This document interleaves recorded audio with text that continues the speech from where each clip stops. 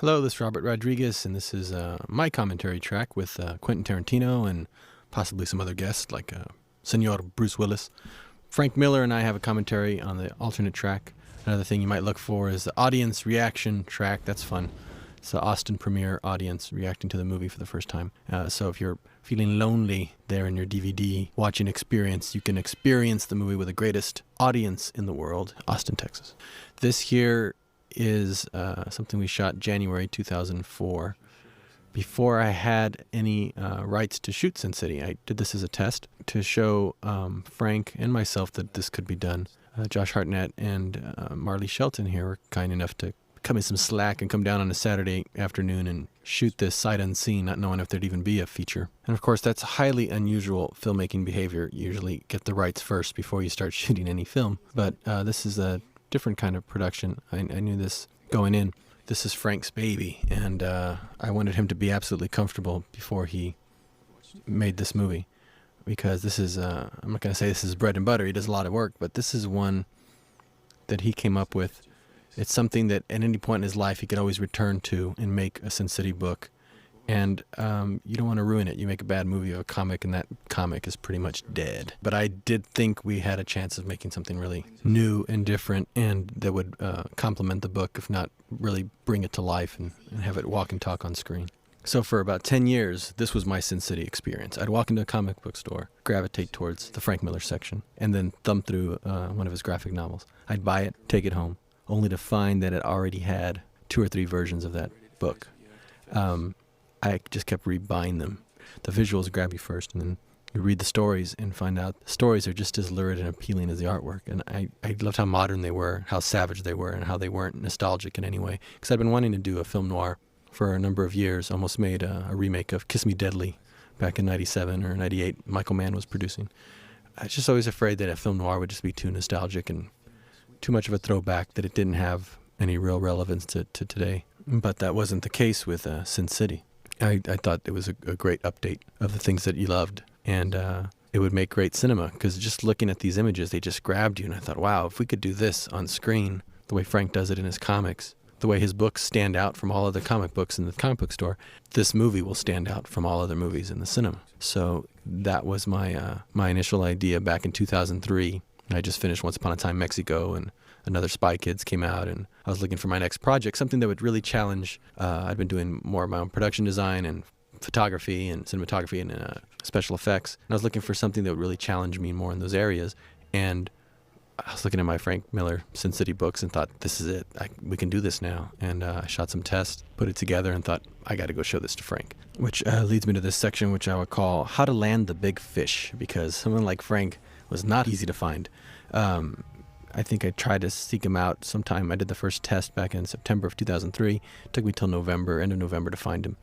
Well, I found him, but he would never answer the calls, and after a while I realized I was turning into that nag that keeps calling saying, you want to meet? I got something to show you. He just was very wary of Hollywood.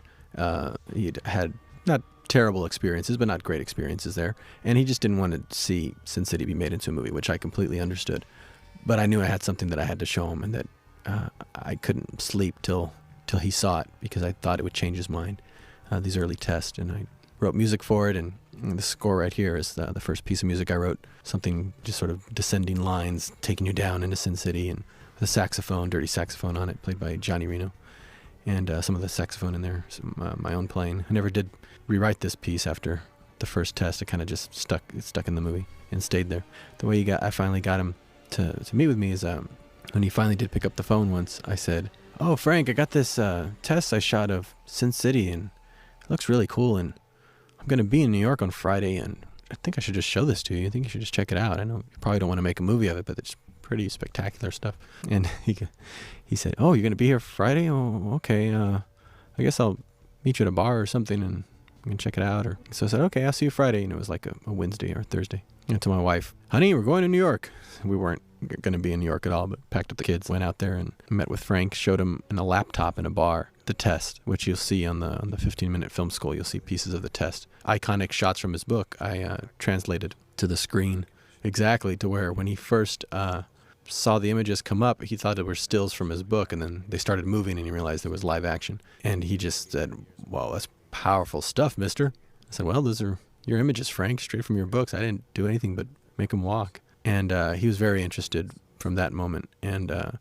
But this is how you land the big fish. You can't leave anything up to chance. I had a pretty clear plan. I had enough time to think about it on what to do. And I just wanted to make it as easy as possible for him, because what usually happens in the Hollywood system is somebody will option your book, and then you'll have to go write a screenplay and take it through development, and that's a long process. And then you take it to the studio, and they'll look at it and go, oh, this is too violent, or we don't like this. And then you have to go change everything, and the movie never gets made, or not the way you want. And so I really had to convince him that I had a completely different setup here in Austin, Texas, which I do. I mean, at Dimension with Bob Weinstein, I can just call him up and tell him I got a project and show him what the idea is. And I usually keep the budget so low, he usually lets me go and make it. He's had great success with the collaborations we've had. So he trusts me at that point to let me go do something crazy like this, even as crazy as this movie seemed right on paper, right off the bat. But I told Frank, let me put a script together, transcribe it right out of your books, and then I'll cut it down just as an example of how we would edit it down to size. And I'll pick 2 or 3 stories and put it together and bring you back the script, and you can check that out. And then the main thing, though, is in January, which was about a month and a half away, we will shoot a test, the opening scene of the movie, to get a couple of actors. I've already talked to Josh Hartnett. He's into it.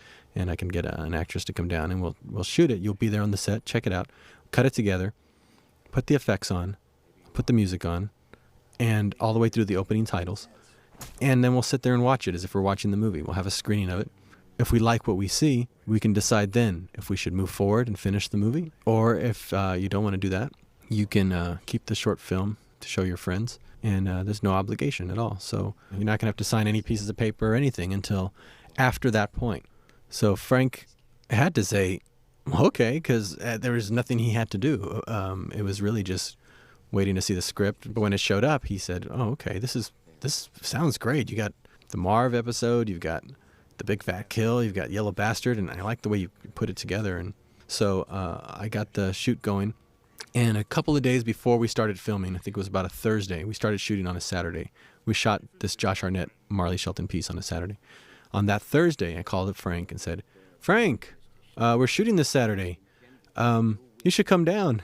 And so he's like, oh, Saturday? Yeah, okay. What do I do? We'll get you plane ticket and get down here on Friday, and that way you can be there for the rehearsal and costuming of the actors, and then we'll shoot on Saturday. It'll be cake. It'll be fun.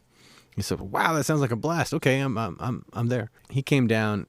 You could just tell he was just, this is the way to do it. He saw that we all had the book open, and we're just lining up the shots right according to the book.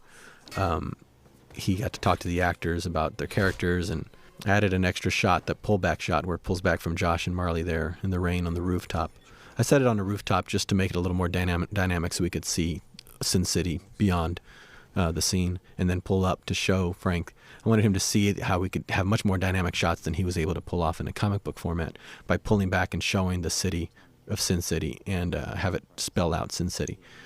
And I showed him a rough of that shot we'd already been working out before he even came down. And I could tell he could see how much fun this was going to be and how inventive it could be. So that was it. We shot it. He was really jazzed and cut it together.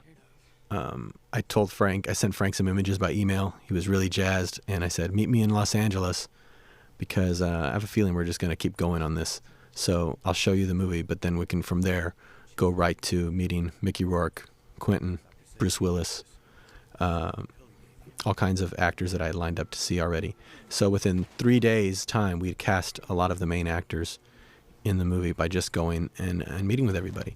Now, one of the great advantages of not living in Los Angeles is when you come into town, this is what I told Frank, is because he lives in New York and I live in Texas.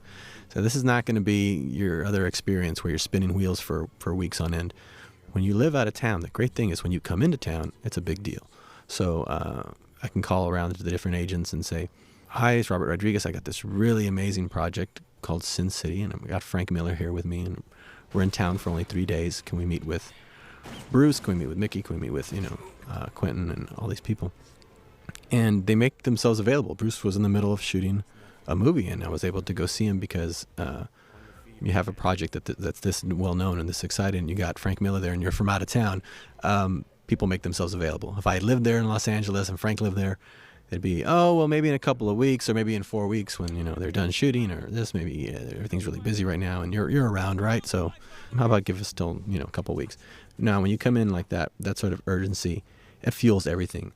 And when you just start shooting, because we already had a piece of the movie shot now, the opening sequence, and it looked terrific, we were able to show, the great advantage of that was not only was I able to convince Frank that it would work, and myself by seeing that these ideas would work, I could then show it to the actors. So when I went to go meet with Bruce Willis, I showed him the opening sequence, and it goes through the opening titles, and his name was already in the opening titles. I had put it in there just to show Frank the caliber of actors I thought we'd be able to attract to this project. So when Bruce watches the opening, he sees his name, and I go, oh, there, you see, Bruce, your name's already in the titles. You have to be in the movie. And he just said, I'm in. And then Frank got out of the bathroom, and I said, Frank, you just missed it. He just signed on based on just looking at the short. And Frank let out the funniest laugh, like he couldn't believe things were going this smooth, this quick. Because it's basically everything I had told him back in the bar was going to happen when I first met with him in that bar. I said, Frank, you got to understand, I used to be a cartoonist. The reason I make movies almost exclusively now is because it is such a fun job. You're not going to have more fun in your life than you are making this movie. And he felt that just the very first day on the test, and all through this, everything we're watching right here, being on the dock and seeing Bruce in action, and it's everything and more, because I was able to see this project through Frank's eyes, knowing that this is his first movie, and getting these kind of actors, seeing your project like Sin City come to life, something that you created yourself, like Frank did. I mean, he drew it, he inks it, he pencils it, he does everything on it. This is his baby. And to see him enjoy the process of it coming together in front of his eyes, and him being a director on the movie, it just got everybody charged. I mean, I got a big thrill from that, just knowing what that could feel like. I saw all this through his eyes, and seeing these very iconic images that he'd created come to life in this way, and be so faithful to his book. And I think he found that I was more faithful than he would probably tend to be, because when you create your material, you tend to question its validity. And I would constantly be telling him, I don't know, Frank, I like this image right here. I think you got it right the first time when you drew it. Let's just shoot that. The whole idea was, as I was looking at the books, was they worked so well, I didn't want to start changing everything just to change it. That's what would happen. If somebody bought this book, a studio would then get a screenwriter who would not do what I did. He'd want to earn his pay by changing half of it at least. I just sat there and transcribed the book completely. That's why I didn't take a screenwriting credit, because I wrote the script, but I didn't write the script. I copied the script and then edited it down. And the images I wanted to take right out of his book, because I'm a cinematographer. I shoot my own material, and I loved how his choice of angles, his choice of shots that he had done in the book, they were already like moving images. They were already so cinematic, and in an odd way, shots that you wouldn't normally do, like that one there with the shadow coming across the heart-shaped bed. They were just really bold choices and very graphic choices, and I thought this is what's going to separate it from just being a regular movie. I didn't want to take Sin City, the graphic novel, and turn it into Sin City the movie. I wanted to just make a moving version of the graphic novel, because I just thought it was much bolder than anything we were doing in cinema. And that's why I was so adamant about keeping his ideas. He'd come up to me and say something like, well, how about we try a silhouette shot here? And I'd go, well, I don't know, Frank, look at your drawings and white silhouettes. Nobody does that. And he'd look at it again, his drawings, and go, oh, you're right. That is good. Hey, I like your discipline. And so that became sort of the mantra on the set, was when in doubt, we go by the book. And only if something isn't working do we try to rethink it, because he was in the moment when he was making this book. And what I loved about the books is that it's the anti-movie. He made this because he had such bad experience in Hollywood. He didn't want to draw a book that could be made into a movie. He wanted to do something that could never be made into a movie. So it was almost the anti-movie. And that's what I liked about it. It was made in this complete vacuum. A project that was never going to hit the screen, never supposed to be in the cinema. And I thought, that's the kind of movie I want to make. I want to make a movie that's not even supposed to be a movie, because that's something new and different and exciting and so self-conscious in that way. It's coming straight from his gut. And that's what made it such a valid project. And to follow it faithfully is that this is not doesn't sound like screenplay dialogue. It doesn't move like a normal movie would. And that's what I liked about it, and that's what I wanted to stay faithful to, and that's why I was so determined to make every shot count the way he did in the book.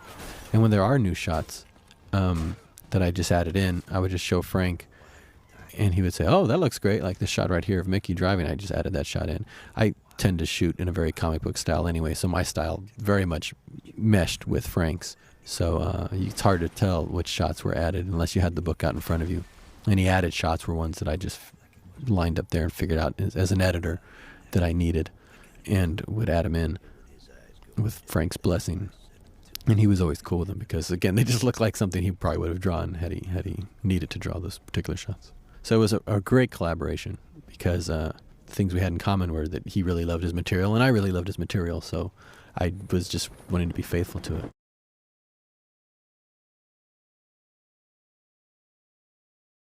Carla Gugino, who I've worked with, this is the 4th time. I was looking at Frank's Marv book, The Hard Goodbye, and it's the character of Lucille looks so much. Oh, here comes Quentin. Hey, how you doing? The character of Lucille looks so much like Carla Gugino. But I mean, look at that shot. That is truly like a fantastic shot, and the whole film noir lighting going on. But yeah, it also meets comic book lighting with these like crazy tiles. So Quentin will join us a little bit later for the big fat kill. But go ahead and hang out, man. Just digging on this Mickey Rourke sequence right now. I had worked with Mickey Rourke on Once Upon a Time in Mexico. Kept adding scenes and dialogue because he was so great to work with. It started off as a very small part and just kept growing. Didn't realize he was Marv until I read the books again. I hadn't really been thinking about casting that early stage. I was just looking at the books to see which one I would gravitate towards making into a movie. After reading The Hard Goodbye, I realized, oh, this is Mickey Rourke. Mickey Rourke can play this part. He's one of the only people I can think of to play this part. And you would only know that by knowing him off screen, off camera, which I got to know him while we shot that movie, Mexico.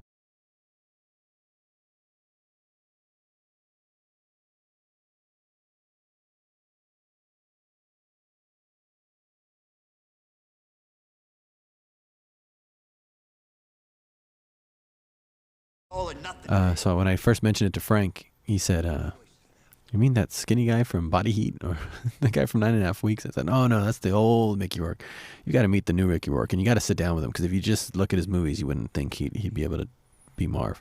But if you meet him, he's got a lot of pain, and he's a true tortured soul, and just a fantastic actor. So I think he would be great in this part, and we could put a makeup on him and make him look as much like your drawing as we could."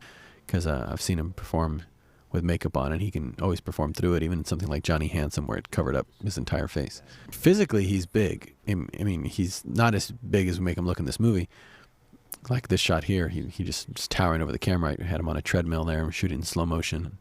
He's just a big presence, very larger than life.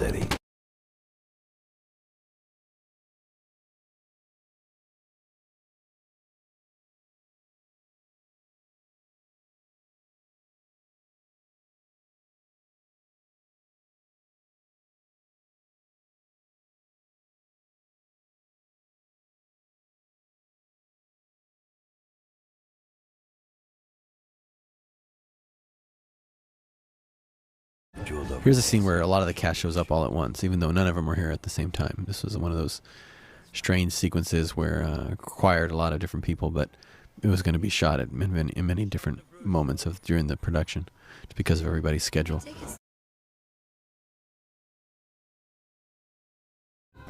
This is where being your own editor comes in really handy. Jessica Alba, and then you're going to see Brittany Murphy, Clive Owen, who I'll talk about all of them as they come up in their own main storylines. But the reason this bar was even built, because I wasn't going to use any real sets, was one of the ways to entice Frank to come do the movie. Is I told him, we're not going to build any sets, but you know what? We're going to go ahead and build the bar. That way you can have your own Katie's bar that we can go hang out and have script meetings in and that sort of thing. So he found that very enticing. Frank likes bars. And this one in particular, he had fun helping design.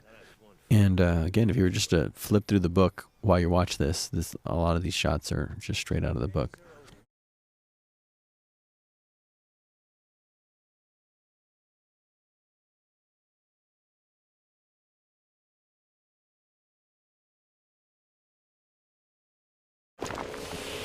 What was great about Mickey is he was the first, actor we shot, and he was here about 2.5 weeks, and we did the voiceover first. I bought an expensive but very old mic. It's an old Neumann mic, I think, is what I ended up getting. I tried different ones, and that one just had this a really warm sound to it, and I put it here in my the mix stage I'm on right now here at my garage, and we recorded all the voiceover so we could have it to play back on set. And Mickey's mouth is right up against the microphone, and so that he could whisper and keep his voice really low and get a really gravelly low tone to his voice, and you can't even see the lines because he's so close to the mic. He has to peer over the microphone just to get a glimpse at the lines that he's reading. But that's what set the stage for the sound of the voiceover. And if you hear it on a good sound system, you'll notice that dialogue usually comes out of the center channel. But the way we mixed it was so that whenever the voiceover would come on, it'd come out of the center channel, the left channel, and the right channel. So you had a stereo image as well as the center. So it comes at you full force. And it feels more like you're in their head because there was so much voiceover and you needed that voiceover to be really well recorded. And so I just recorded that here in my garage. It's very comfortable, and the different actors could come in and sit there, and we just banged through it. And then I would edit it together, and if I needed any pickup lines, I would go back and record some more. But again, it's why I like to do my own editing. All that's important to get the right performance, to get the right moment. And none of that gets lost if you're in charge of all of that. For the look in this movie, again, I wanted that challenge for production design and for the cinematography and effects ideas that I had. So it's a complete immersion in bringing this to life, and you're looking at each shot each day in the books that you're want to try to figure out how to shoot them, and I love doing that. So figuring out these sort of things, like I shot Mickey separate from Frank Miller. There's Frank Miller playing the priest, and I shot the grid between them separate, and then we built in CG the rest of the walls. I just made up how we were going to do each one of these as we went, and that's always fun to do, is just figure out how can I make this work, and doing the lighting and doing the effects and figuring out the design of it. You can spend so much time on the visual that the acting can get lost. I think if we did this on real sets, something would have suffered, because you have a movie that's this stylized visually, you almost can't do it everything. By shooting on green screen, the great thing is I only have to light the subjects and have an idea of what I'm going to do with the rest of the design and the rest of the frame. But I can put all that off and do the very small, minute, crazy detail of it later during post-production, a long post-production, so that it frees up the time on the set to be spending with the actors and basically dealing just with a foreground action. So all you're getting is performance and lighting your subjects, and all that other minutia of the frame, of the detail and the backgrounds and the lighting, and that just anything that comes up here where you see these fancy pants shots. I can do all that later in post and spend as much time as I want, because nobody else is on the clock. There's no crew, there's no actors, and I can sit there and place lights, design shots to look a certain way down to the smallest detail. So you end up with a movie that's extremely visual, but the actors didn't suffer in the process by having all the time spent setting lights on walls that you could have done at a different time using today's technology. So that was the great benefit of shooting this on green screen, was that I can get that perfection to the image all the way through and not have to be spending any set time getting that. I can postpone that to when I can sit there and micromanage it later.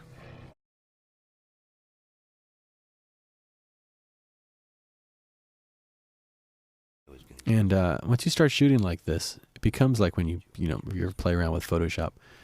It's like moving Photoshop. I mean, you realize, oh, that Elijah Wood doesn't really have to be there when I shoot this. So because he's on another movie, I can actually bring him in later on and then piece it together like you would a Photoshop. So it's an action sequence. He never met Mickey Rourke. So all these shots where they're together, they're either composited together or like those two, they were composited together, or I shot him with a double, and then I shot Mickey Rourke's stunt double with Elijah. like a shot when he hits him with a sledgehammer. That's Elijah Wood picking up the sledgehammer. Shot Mickey separately in order to get that deep focus. You have to shoot him separately anyway, and then you piece it together. So it makes everything easier in a way. You can use the best performance by Mickey getting hit with the best performance swing by Elijah because you're putting them together later and getting the timing just right. Here you see red blood on Mickey Rourke. Frank doesn't do red blood in his comics. I was just, sometimes I'd bring certain colors up depending if I felt that an idea was getting lost or there was an idea that could be highlighted. And that was the thing with blood, is that blood just looks black and white and doesn't feel like blood. It feels like mud. So to show the pain of the heroes, I often used red blood to show that they've been nicely fucked up. So it was a decision later on during editing to bring up the blood.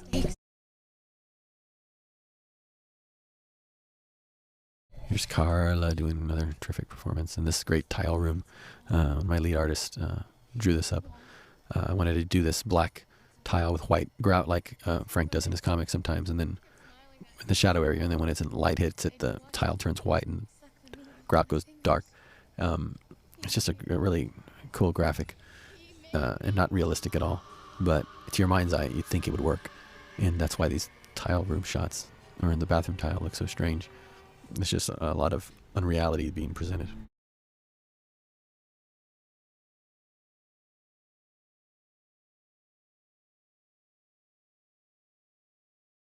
Mickey's voiceover was just so terrific. Frank had a blast. When we record this, he just said, "This sounds like a radio show," which is always what I thought you could do with Sin City. You could make it a really great radio show. This scene here came in handy having the HD monitor. I remember bringing Mickey back and showing him. I was looking for something particular right here on this line.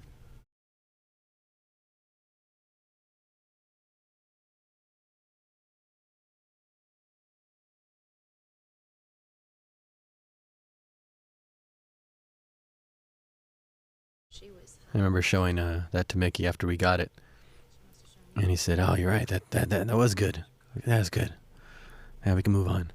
Because what happens sometimes is you're shooting and you're telling the actor that that was good, or let's try something else. And when it's not right, you can talk around it, and sometimes it's easier just to take the actor over and show them exactly what it is you're seeing if it's something specific you want. And Mickey doesn't like to look at a monitor usually, but this was so different, so stylized, and the HD monitor is so clear. You can see all the expression and really judge a performance from that. He really enjoyed coming back and checking it out now and again. Usually, I'm operating the camera. I'll just say, "We got it, we move on." But what if I said, "Let's go ahead and cut, and I'm going to go see playback real quick. I want to double check that last shot." He would know that meant he needed to come to the monitor too and check it out as well, because I was not getting something I was looking for. So it was great seeing him and watch himself. And I told him, I didn't think he liked to do that sort of thing. He said, "Well, I can do it on this movie because I'm in so much makeup. I can really look at it as a character." But I think also because just the clarity of the image, and I found that with other actors, that they can really judge a performance by shooting digital than when you're just shooting on film and looking at those crap monitors they have.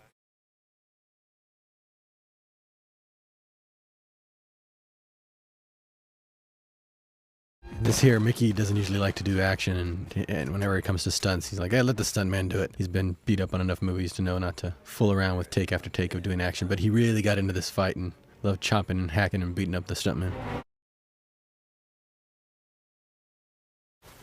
Here's the scene of including Frank Miller Rain. Nothing looks like Frank Miller Rain in real life, and so we had to try these stylized tests, getting a rain look that looked like drawing, like line drawing. If you look at the books Frank does, this scene looks so amazing in his book. I really wanted to try to capture that, and it's one of the first scenes we did. These effects here, by the way, are done by Hybrid Technologies. I've worked with Hybrid quite a bit over the years. They did my Spy Kid movies, and what I did for effects was I split up the stories amongst different effects houses so that each story had its own look.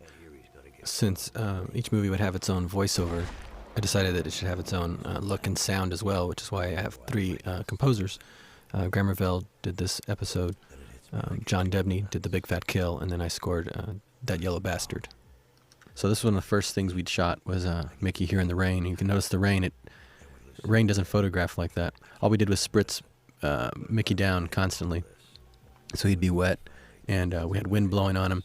And see how his eyes aren't getting flooded with water. If you had real rain, the first thing that happens on an actor is the water goes running down their face and gets into their eyes, and they can't give the expression that Frank had drawn. And his expressions are always, everyone's wide-eyed as water's pelting them, even in the eyes.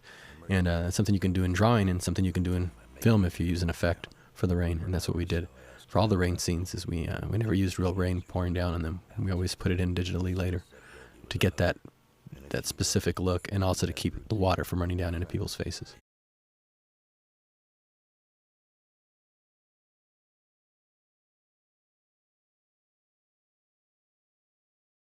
And here's Jamie King. She was the first person who came in to read for this character, and I just thought she was fantastic. She just looked so film noir. She just had a very classic look, and reminded me of Kathleen Turner in Body Heat or something. She was just so strong. I mean, look at her. Of course, she loved beating the crap out of Mickey. There's some shots of, you saw right there, Gail, and there's Becky, Rosario Dawson, and Alexis Bledel.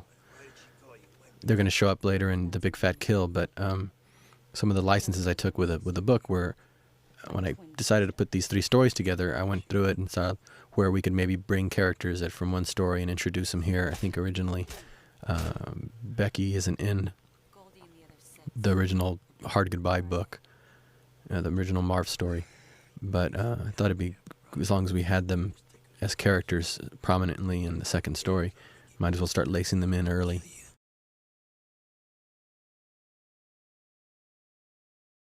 What I love about Mickey's performance in this is that he had so much dialogue to shoot in so little time. It was really jumping from one big scene to the next. Some scenes he's just more on than others, and then even within this scene, some of the dialogue was just, it goes, if you read the book, the dialogue goes on and on. He's so focused here, though.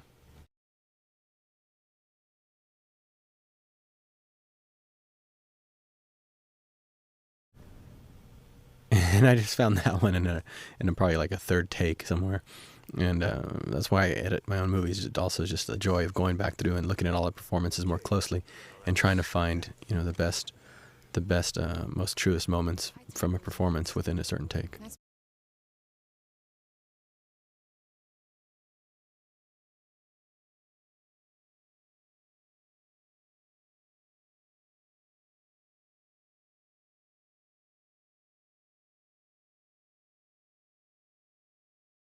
Here we shot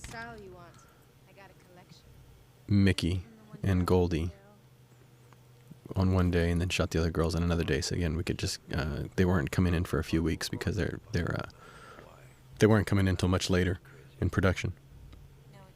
And here we have a little car that's just, again, sitting on green screen, being pulled by wire, and the camera moves around it. It's probably my favorite section of this story. I just love the way she looks here when she hands him the cigarette. Hard.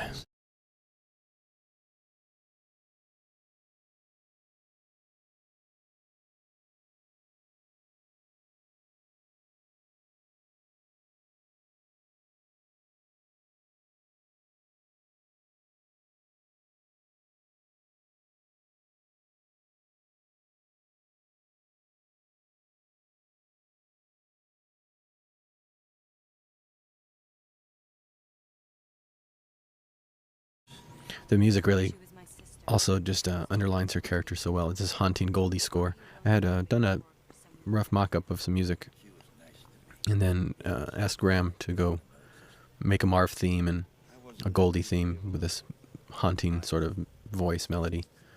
And he delivered it in first take. It was just terrific, and that's what's laced throughout this whole Marv episode. It really reminds you what Quest is on. I love these close-ups of the weapons.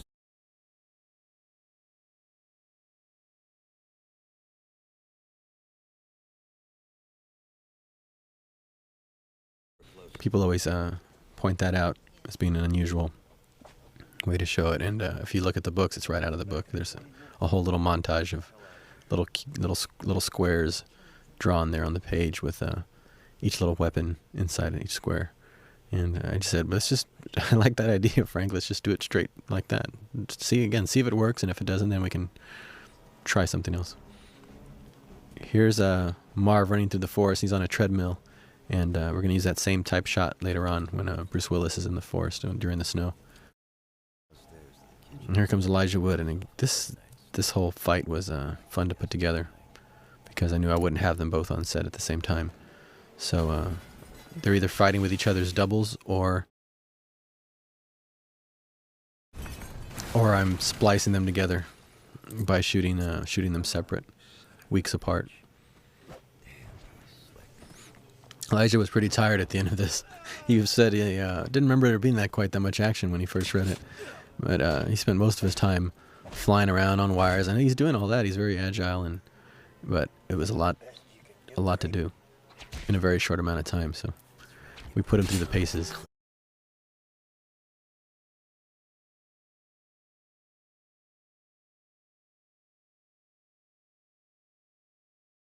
He said this was his easiest audition ever. I had him come in, sit in a hotel room, sit in the chair, and I read off camera. I read Mickey's lines when he's doing his voiceover about how he didn't scream even when the wolf is eating him. And I just had a close-up on Elijah. And Frank, I sent it to Frank because he only knew Elijah from Lord of the Rings movies, and I wanted him to see him just in character. I told him to bring some funky glasses and wear those. And so I just filmed a close-up of him just reacting, just slightly smiling while I did this monologue that Mickey's doing right now. And that was it. I sent that off to Frank Miller, and Frank Miller was completely creeped out by it, and thought, yeah, we've got our Kevin.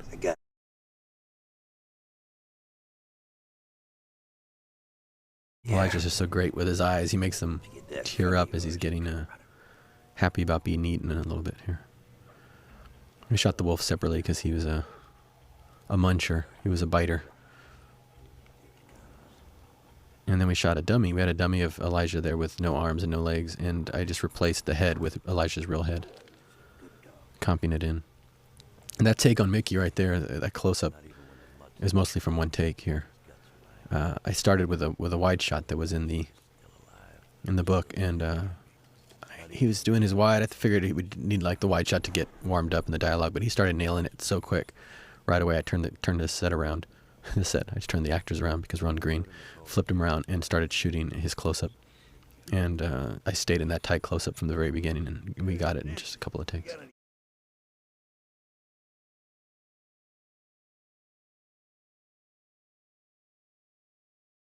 Jessica I've known since she was about 16, 17. I think she came and read for me for the faculty, and went off to work with Jim Cameron, and I run into her now and again.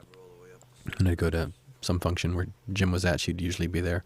And I think the last time I saw her was when the 3D Titanic IMAX movie came out, and she was there for that premiere. And we've always said, we need to do something together someday. And I made it a point to make it one of my next projects that I would bring her on board. She's just been doing, had been doing really well, and was ready to really break out. And it was her agent actually who called me and said, hey, why don't you look at Jessica for the part of Nancy? And I said, well, she'd have to be blonde. And he said, oh, her hair's been blonde now for about a month. So, well, why don't you send her over? Because she does have these, very specific features that look a lot like those from Frank's books. I mean, she has that strong eyes and strong lips, and doesn't have the features of a more delicate blonde face. She really has a very strong feature face. And she came in, she sat down, she came in, she read, and I asked her if she could dance. I thought she could dance, but I said, you dance, right? She goes, oh yeah, with a little smile, I can dance. It's like, oh, that's right, you're in that movie, honey. I totally forgot. And of course, she can dance, as you could see. We just turned on some music, let the camera roll, and roll, and she danced for her dancing sequences coming up.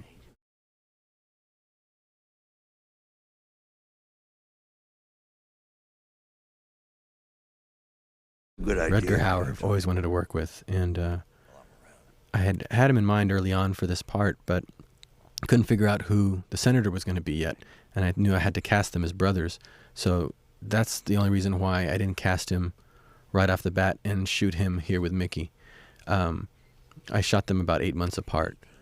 What I wanted to do was get as much of the movie shot as possible, but those two characters, the Cardinal Rourke and Senator Rourke, seemed like the characters that were the easiest to shoot later after I'd edited the movie together to see how much I needed of them. Because if I didn't need those characters in the movie that much, I wouldn't shoot all the dialogue we had blocked out from the books to do. And if I found that I needed them more, we would add material. So those are the characters best left for later to shoot, and it would be fairly easy to composite them together. So Mickey was fine with it. He shot his section of the scene against me playing the part of the Cardinal. And then for Rutger, months later, that was one of the requirements when I told him about the movie, was that he would have to act against, a monitor basically of Mickey performing. And he was totally cool with that. He thought that was going to be fun. And you can't tell that they're not here mighty titans acting against each other. The very strange thing about this is years ago, I think it was about 17 or 18, I used to do editing exercises with my 2 VCRs. I would take movies and recut them. And there was this one short I did where I intercut Mickey Rourke from various movies, Rumblefish, Angel Heart, and intercut it with Rutger Hauer, as if they were having scenes together, because I thought these guys would just be great on screen together. And I still have that editing exercise, shots of scenes from The Hitcher and Blade Runner, intercut with Angel Heart and Rumblefish. And years later, of course, here I am making Sin City, doing basically the same thing, intercutting two guys shot completely separately and from different months, and making it look like they're having conversation together. So all that early practice you get may come in handy.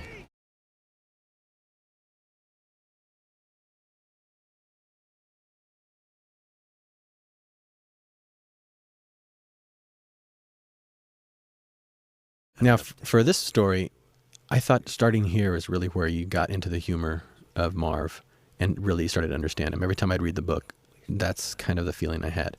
And I thought it was important for the movie that we lay some of that humor in earlier. So if that's one thing you'll notice that's different from the book, is that it's I kind of moved some of the voiceovers around and tried different things. This was the story that was probably the hardest to work on editing-wise. And I think it ended up coming out the best. But it was just, you weren't with Marv right away. The way it was shot and the way it even is in the book, you kind of have to let him grow on you. And he does so many terrible things early on in the movie that if you're not on his side, it just felt like he was very soulless. And so by adding in some of this kind of humor earlier, you're with him from the beginning. And I think that ended up working best. I didn't want people to just start liking Marv in this final scene. I wanted them to be with him from the beginning. And Mickey, of course, did a lot to make it likable, or at least as likable as someone as Marv can be. I knew we were on the right track when my mom said she loved the Marv character the most. This here, the color changing on her hair, was just an idea I had later on when I wanted to differentiate Goldie from Wendy.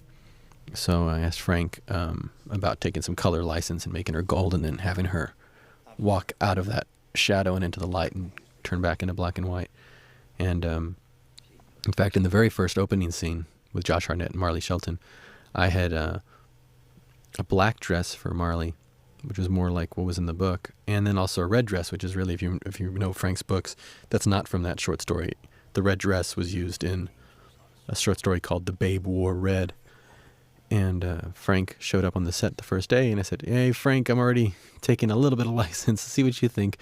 I think it would be better if this ended up being the opening scene in the movie, if we go on to make the movie, that she start out in a red dress, because right away it's a much bolder shot when she walks into the very first shot of the movie onto the balcony.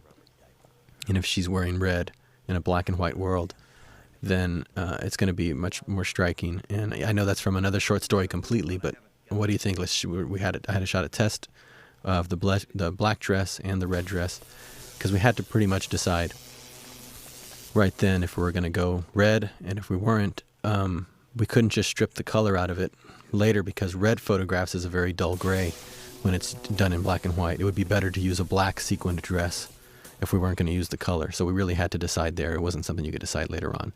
And it's that's another reason why sometimes colors show up in the movie, like Dwight's red car. That was the only car in town that looked like the one Frank had drawn, but it was red, and we couldn't repaint it. So I ended up using the red color, deciding later, because when you see it in black and white, if you look at his car and turn your TV black and white, it just disappears because it's just a gray, sort of a mid-tone gray. So yeah, some of the license I took was playing with colors, and ran them by Frank. And the way we did the movie was I would edit. The way we did the movie was once the movie was shot. The way we did this was once the movie was shot, I went off into editing, and would only bring Frank in every other month to come check out the cut in progress with more effects laced in, because since I edit my own pictures, I get really close to them, and sometimes it's good to have somebody who's more objective come look at them. And that was great about having Frank know the material so well and being distant from it, is that when he'd come in to check out a cut, I could see it with his eyes, and he could be able to look at it and go, yeah, no, I think we need to still make these cuts here, or I'm missing some lines we should put back in. And it just helped me get that distance I needed. So I used Frank for that. And sometimes he'd come and see that there's more color added or some color taken away. And that's how we pretty much worked through post. I took care of all the visuals and the effects and the sound and the music and the edit. He would come and check on it, every other month until we got up to the very end.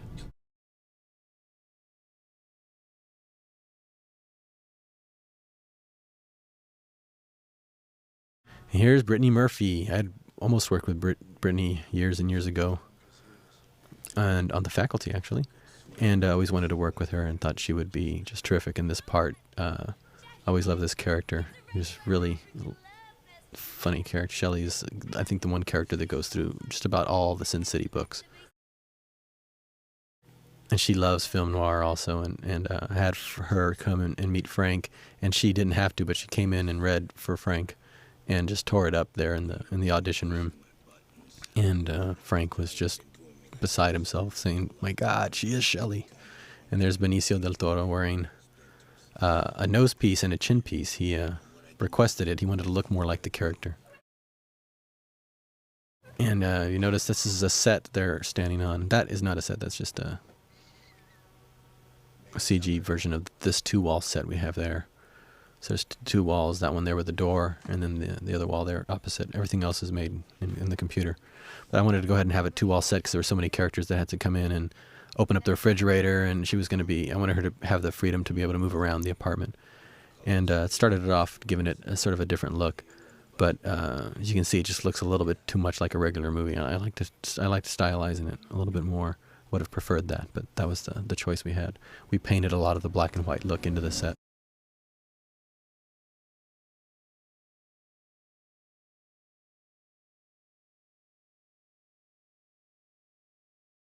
Benicio was there on the set 4 days. We shot that fast. Brittany was here 1 day, so she shot all of her scenes this 1 day. This was in the morning, and by the end of the day, she was serving Bruce Willis, who wasn't there, a drink. This is taken right from the book, this shadow play. At least that's how I saw it. When I'd see 2 or 3 frames that go together in a book, I would assume that it means you're going to push in and change the frame as you go and keep it a continuous shot. I would just read that into it, and there's certain frames here you could find that match up exactly to the book.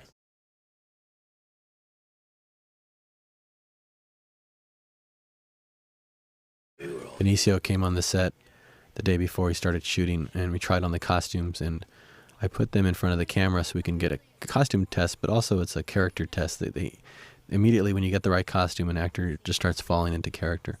And I think if you look at the 15-minute film school, you'll see some footage from that when I had Clive Owen and Benicio in costume, just doing a costume test.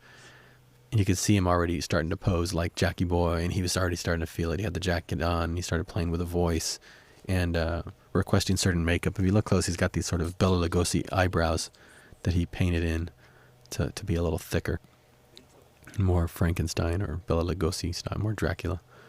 He just wanted. He loves Universal horror films, and I think he wanted a little bit of that. If you look how thick his eyebrows look.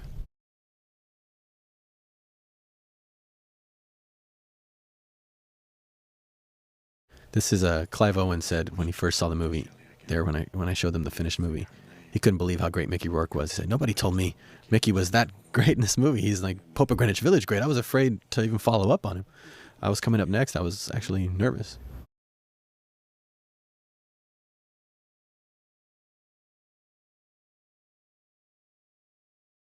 And he said, "But then I saw that scene there with the razor blade, and I realized, oh, okay, I'll be all right."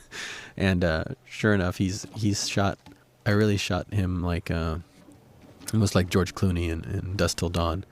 Every shot on him is basically something that shows his how lethal he is. And I remember watching this with him the first time, and I started seeing just how well shot he is in this movie. Every frame, basically, you could make a poster out of it. And I thought, oh, I bet he's enjoying the hell out of this without even realizing every shot's a hero shot. And at the end of the movie, he turned to me and he goes, "Hey, I like the way it's shot." I said, "Yeah, no shit. You look like a badass in every frame." I was just noticing it as we were watching it, and he started laughing because it's true. If you watch any shot of him in this, it's all for maximum badass effect, and it's really kind of funny.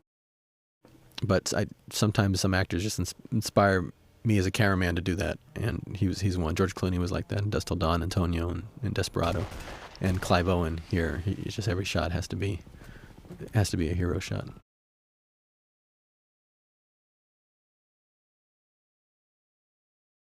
This is great about shooting green screen is that if you notice the way the light hits him, it's not washing out the wall behind him, because that's such a hard light. You couldn't get that look if we really lit them this way, and we have to light them that way in order to separate them from those backgrounds in black and white. But since that's just green behind him, we could blast him with that heavy light. Look at right behind his head, though. You don't have that. You don't have the effect of that light that's hitting his face, hitting that wall. You can still treat the wall separately and treat everything separately, and it's just not natural. But to your mind's eye, it seems to work. These are right out of Frank's books, and it's fun to take these shots and try to stylize them to work. He has people jumping from really high places and landing and being able to run. And in one of the color covers of the books, we saw that Dwight had red shoes, and it was just coincidence that he ended up with a matching car. It's kind of goofy, actually. He's just sitting there on green screen, and the background is what's moving. We had that in digital.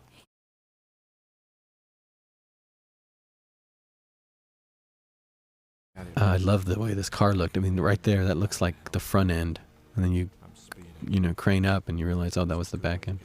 And as I was lining that shot up, Frank came over and goes, "What are you doing?" And he said, "Oh, never mind. I can see what you're doing. I like it," because he loves cars, and anytime I spend a lot of time shooting a car, getting a shot right, he was happy about that.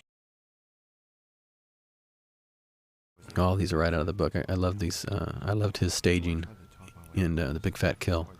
His shot choices and angles and compositions I really wanted to emulate. Some of this stuff is just added here. That was Benicio's idea. He goes, "If my hair's all wet, maybe I can have my head sticking out the window and the wind is just drying it off."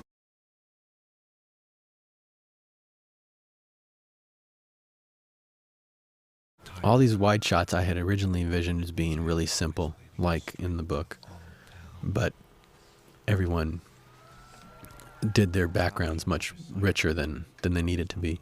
This sequence, this whole episode, The Big Fat Kill, the storyline was done by Cafe Effects. They do, there's Cecilia, my assistant. Cafe Effects worked with me on Spy Kid movies, and I give them this episode to do. And it has a particular look as well. They did a great job on this. This is really cool here. She's walking in place. This first shot, she's on a treadmill, but from then on, because the treadmill was noisy, whenever we had to do dialogue, you couldn't have the treadmill running. So to have her walk a distance on this green screen, we had to have him walk in place. So she's just walking in place with her feet, just shuffling them a little, and the car isn't moving, nothing's moving. We just, when we add the background in later, we just move the background slowly.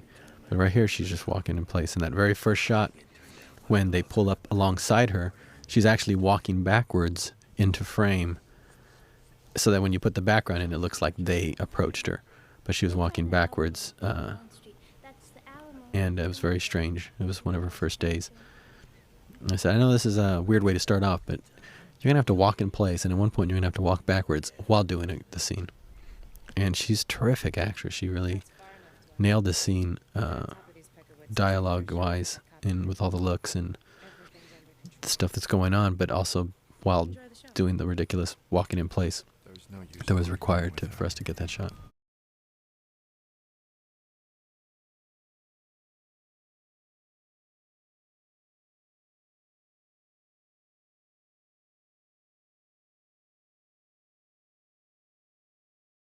And here's Rosario Dawson, who is just awesome in this, and was so bold and came in and said, sure, I'll chop my hair into a mohawk. Sure, I'll wear that little nothing of a costume. She was really game to do the book and do it. She was so excited and just so up all the time. And her and Clive actually make a great team here.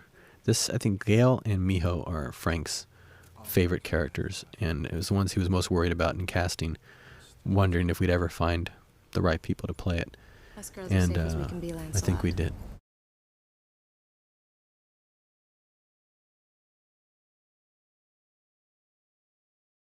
And here comes Miho. I just need to get this out of the way right now. Devon Aoki plays Miho, and she's terrific in it. But Frank loves Miho. Let me just say that, because that's all he would talk about. I actually listened to the other commentary, and it's pretty funny. Once he starts talking about Miho, he does not stop talking about Miho. And I would always give him a hard time whenever he'd go into a Miho log.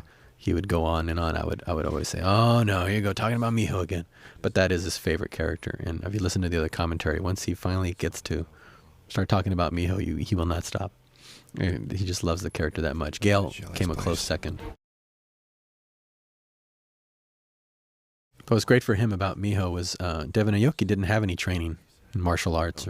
I put Frank in charge of that. I said, you go and you're in charge of the training for her. And he was so hard on her, but in a good way, to get her up to speed in such a short amount of time.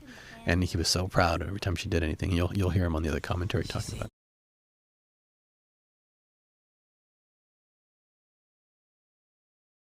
This is his Wolfman shot here, his Universal horror film character right there.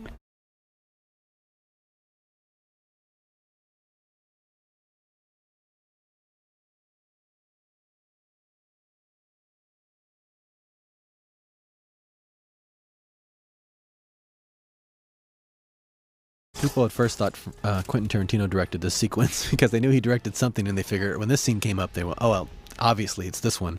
This is the most Kill Bill. But no, he actually directed a couple scenes after this. Frank and Quentin had never met before this movie, but they kind of gravitate towards similar likes. And so this felt a lot like something Quentin would do. That there, the chewing of the hand, was Benicio's idea. He said, maybe I should chew the fingers off. We had so much fun. I told him, if I directed Traffic, you would never have gotten an Oscar, because for some reason, when I got on the set with Benicio, we fell into this way of speaking. This accent just came out that I couldn't stop doing in front of him. And he would get after me for doing it because he knew it was going to rub off on him. If you listen to his dialogue in these scenes, sometimes it's still there. And he was basically unconsciously imitating me doing a voice that I was doing when I'd go to talk to him. Like I would say, okay, so in this scene, this is where we get this scene where you say, this is crazy out of nowhere. And he would say, man, stop saying that, bro. Stop saying it like that. It's going to rub off on me. And sure enough, in the very next take, he goes to do his line, and it comes out like that. And he just gives me a look like, fuck, I knew it. And then when he was putting the hand in his pocket, he said, maybe I should put the hand in my jacket. What do you think about that? And I said, for later. Just kind of joking. And so he took that as a yes and went on and did the scene. And then he told me the next day, hey, bro, last night I was at the bar, and suddenly I heard you saying, for later. And I cracked up, and I couldn't stop laughing. So from then on, that was something we were always saying on set, for later.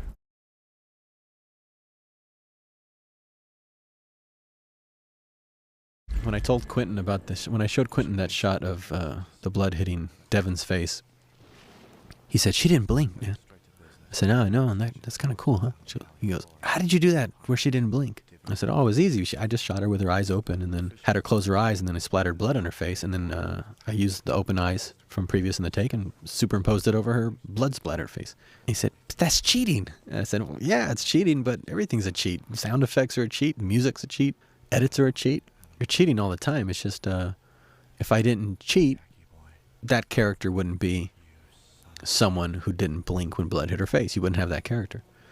And I could see the wheels in his head turning like, if I had cheated more on Kill Bill, imagine the shit I could have done. But that was, I think, what opened his eye to trying different things on this movie and testing it here was the fact that if you accept that it's all a cheat, then how you achieve that shouldn't really matter. There's no pure cheat. There's no purity to a cheat. There was just old technology that had its limits, and there's new technology which has no limits. So you can do much more today. You just have to imagine it.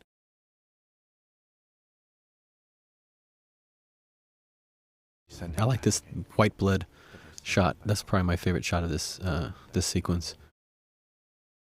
It was it's just a wide shot in the book. That's the book frame.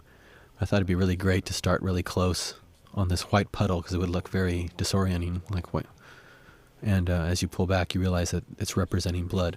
And Frank had white blood in the book in a few shots, so I thought not so much to get away from MPAA, but I just thought you never get to see that. You never get to see this abstraction, that sort of conceptual approach to a movie, and it would just it would just be the more interesting choice. So here's a scene also where again we're just wetting the actors down during each take, and as they start to dry out, we'd go spritz them down, and they would continue the scene, and all the rain is added later because this is a shot. These shots in the book have all the characters with their eyes wide open like this and being pelted with water, and it's such a cool effect. And it would not look like that if we were really drenching them with water during the take. So digital water was the way to go.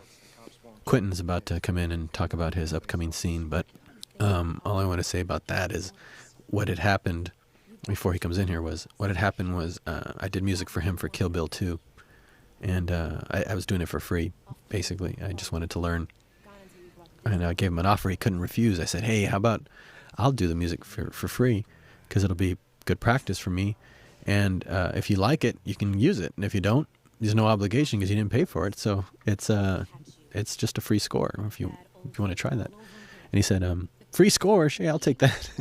"No obligation? Yeah, I'll take that." I did the music, and during that, I was talking about already him coming and shooting something on digital at my Troublemaker Studios. It turned out to be Sin City, and the idea was he wanted to try digital only because I talked about it so much, and because Kill Bill took him so long to shoot. It was supposed to be a fast shoot, and he was there forever. And I told him, "Man, you wouldn't have been there that long had you shot digital." He goes, "That's complete blasphemy to me, but I'm only listening to you because it took me so fucking long to make that movie that I'm actually now half listening to what you're telling me." I said, "Well, I'll make it easy. Next time I shoot, you come down and shoot either a sequence or a short story or do something just so you can see what it's like, and you'll be there with my support group there." And he said, "Oh, that sounds great." So when it turned out to be Sin City, he was really jazzed. He came down and he shot, and here he comes. We'll ask him more. Yo, Quentin, come on in, man. Hey, how you doing? Oh, doing good. Welcome, man.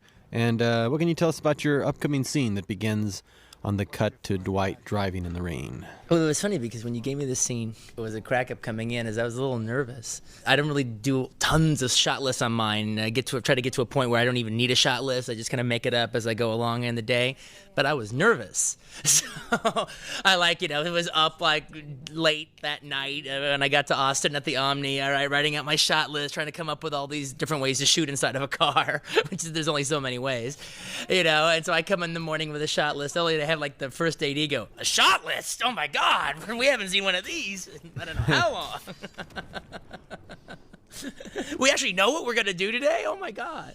I avoid them only because I end up adding 50 more shots on the day. It's usually producer bullshit where they want the shot list. So if you ever get stuck in that situation, just lie. But now you had everything planned out, even down to the colored lights on people, which You had referenced a certain movie for that. Yeah, it was in both either in Suspiria and then also his kind of sequel to Suspiria, Inferno. Dario Argento would just take these gorgeous Italian model babes, all right, let them get caught in a torrential downpour, stick them in the back seat of a cab, all right, and have them drive through Rome. You know, they were never really driving. It was always a set, you know, just a poor man's process with just colored lights flashing through the cab and rain and the water just dripping off the girls. And it's just this great image. I was always wanting to do, like, you know, a scene where you're talking in a car, just in the, you know, colored lights and dripping actors and just rain everywhere. And so when I was like going through the thing, I go, hey, well, this would be perfect for that.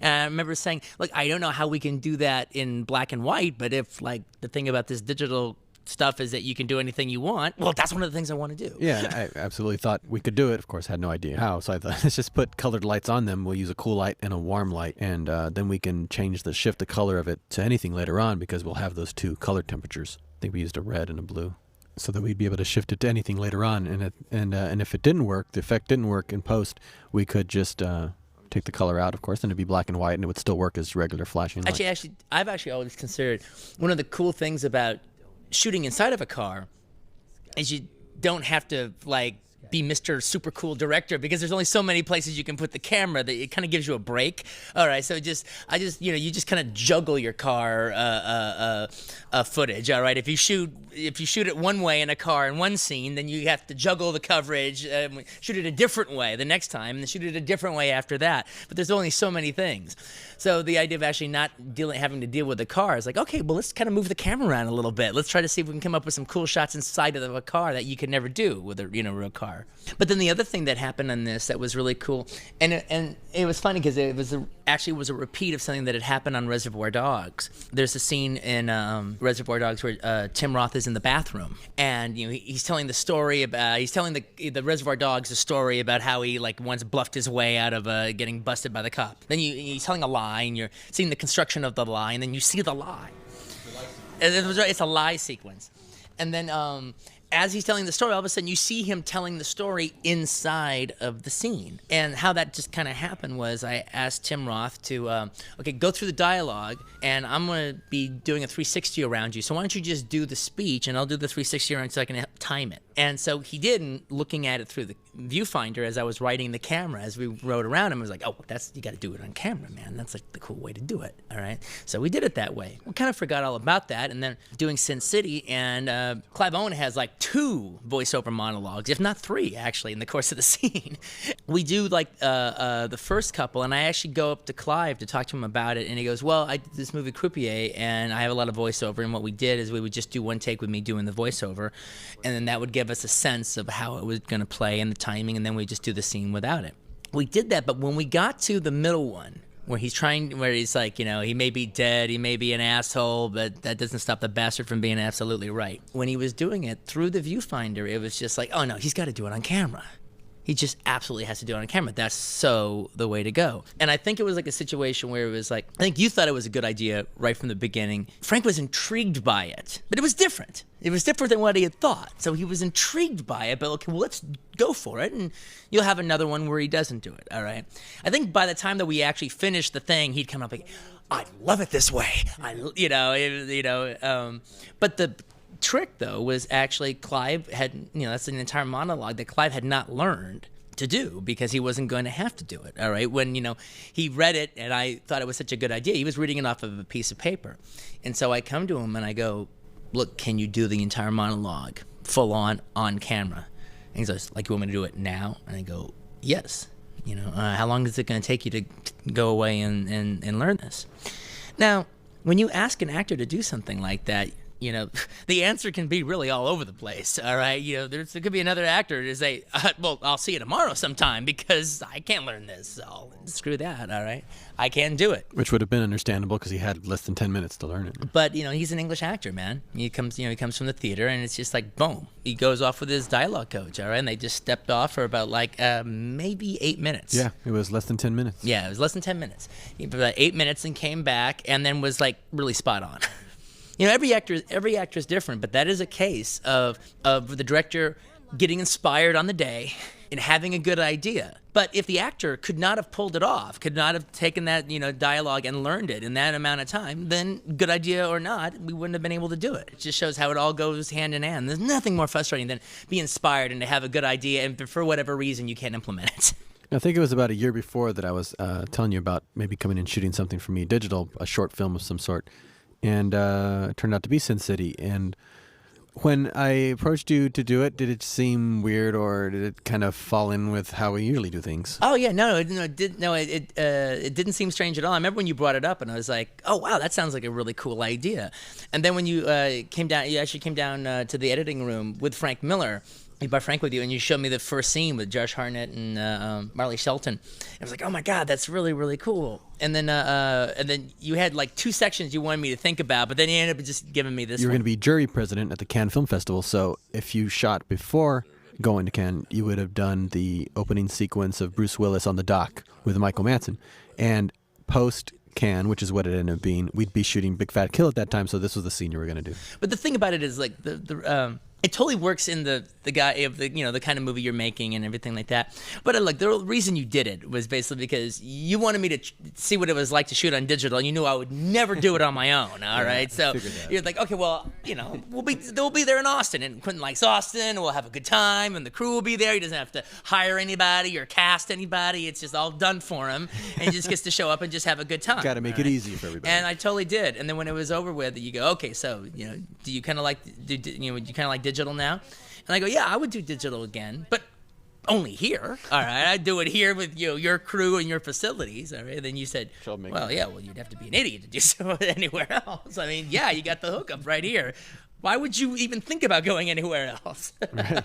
That would be stupid. One of the other things was I had you operate on this the camera. I usually always operate my own camera, and I never trained to do it. I learned on the job, and I just stuck you on the B camera while we were doing this, and it's great on HD because you have HD monitors attached to the camera. You don't have to have your eyes stuck on an eyepiece. You can watch the set and watch what you're shooting, and even watch what I'm shooting because you can click a switch and see what my camera is operating, so we don't get the same coverage.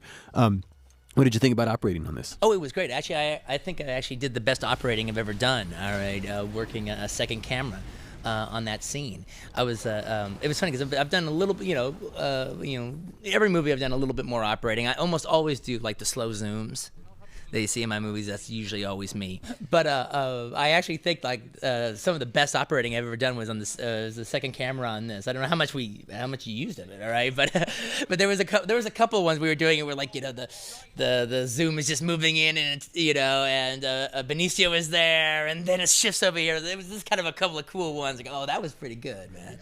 Part of the idea that was kind of neat was the fact that you could just go wherever anything was interesting. Benicio was interesting at that moment. You could just go with him, or if you're kind of set up for a composition that would allow you to gracefully move over to him, you could. Or if Clive was the one, then depending on your angle, you could be moving it around. However, I could also see what was on your camera. If you're focusing on Benicio, then I'd go to Clive, all right, or vice versa. Actually, I heard that that was one of the things.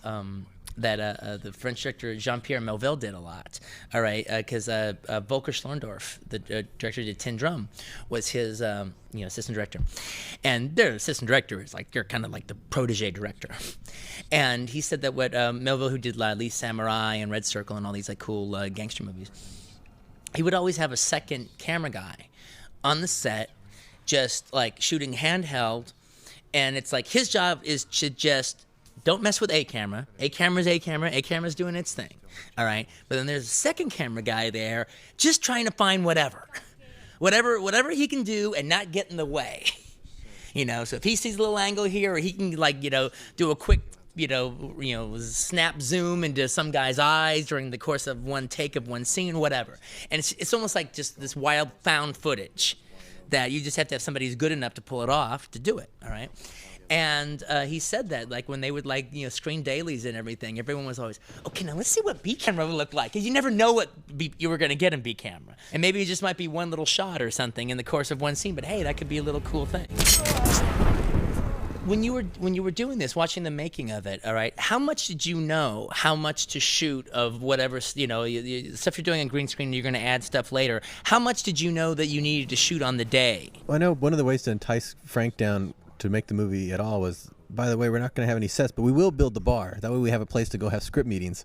So that's why we even built the bar. Other places, we're just trying to isolate the actors from the background and from other actors. Something like the bars in Hardigan's cell, we went ahead and built that because there was a lot of shots there. And really what made that very graphic in the comic was just the fact that it was white bars against a black background. So we could kind of duplicate that look with real bars, except for a few real stylized shots where Frank's drawing seemed to bend beyond physical reality. Right, yeah. Those we did CG. Right, exactly. And so the thing is like if you're going to get like Bruce Willis like running through the forest and you filmed him running on the conveyor belt thing, so that's just you deciding how wide you want the shot. All right, you know, if you're up closer, then it's up closer. If you're wider, then that means more trees in foreground and background. And what's cool about that is all you have to do if you're doing a wide shot of him, you just have to shoot him full frame. And then we can shrink him as far down as we want later. So we can make it a really wide shot or full body.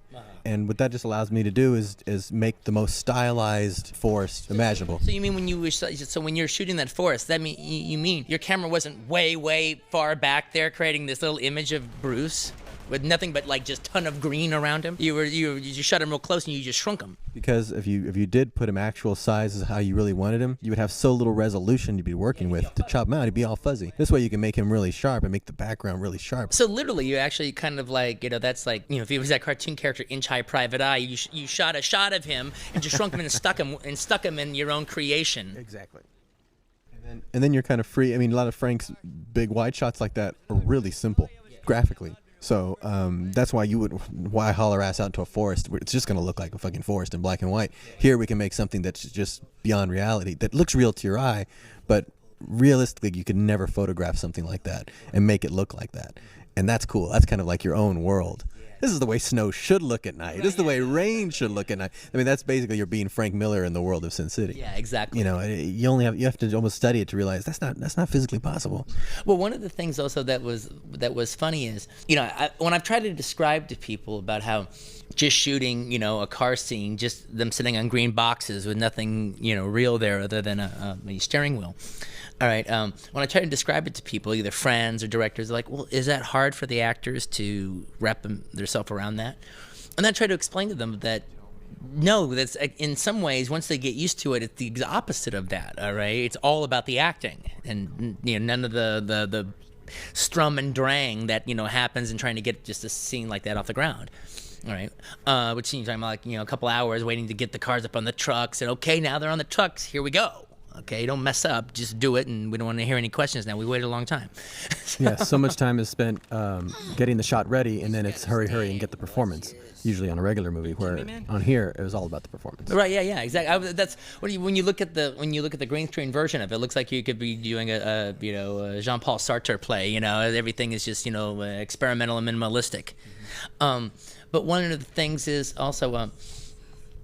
I remember I was thinking, well, I'm going to still want the car because, I'm going to want that enforcedness that, the close proximity of the car is going to create and all that. And then, we shot a couple of shots with the car, but then after that I was like, hey, get rid of this car. Yeah, in fact, it was a really small car, but it still had too much room in it. They still didn't seem like they were even that squeezed together. And then when we put our own car together, we could squeeze them together as much as we want, and then we build the car around them. So we created our own car. And then we also had a situation where I was just sort of like, well, okay, but I'm seeing how easy it is to do it, with just all this green around. I'm like, well, this is too easy. All right, this is like cheating. It's almost like it doesn't count. All right, it's, I guess I do come from a little bit of the movie making is hard, and if it's not hard, what's your problem? But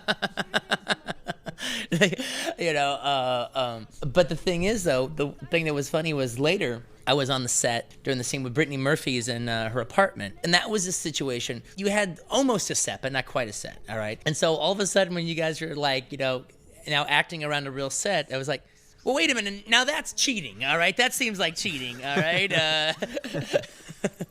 You guys were actually working on a set? And it felt like a cheat. But again, the cheat is in context. And in that context, that was a cheat. We were saving the CG artist extra work trying to track in all that background, mundane background. Now, do you have anybody like working with you constantly saying, oh, you don't need to do that at the same time, you can do that separately, or do you just know it?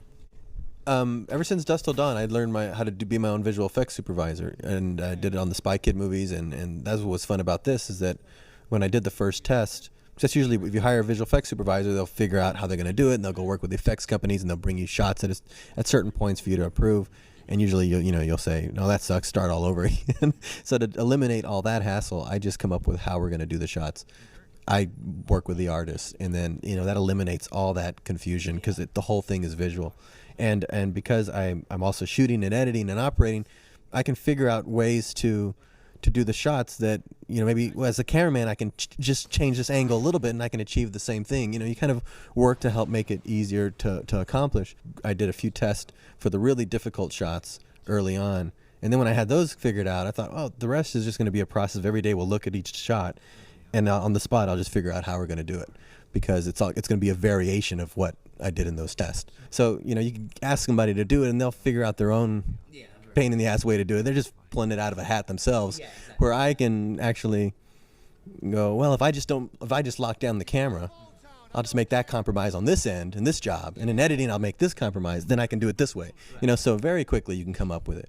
Where if you had a visual effects supervisor handling it, he'd have to go talk to the editor, he'd have to go talk to the DP, he'd have to go talk to everybody to figure out a way to do it. Like you hire those guys just to tell you, no, well, that's very difficult to do, or that's hard to do. Or beyond that, it's actually, I've watched a lot of these DVDs where you see behind the scenes and they see the director who may not be versed in certain areas in filmmaking. That's usually not his job, but when you're not versed in them, you might make the most unreasonable requests that the crew, no one wants to tell them that that's unreasonable.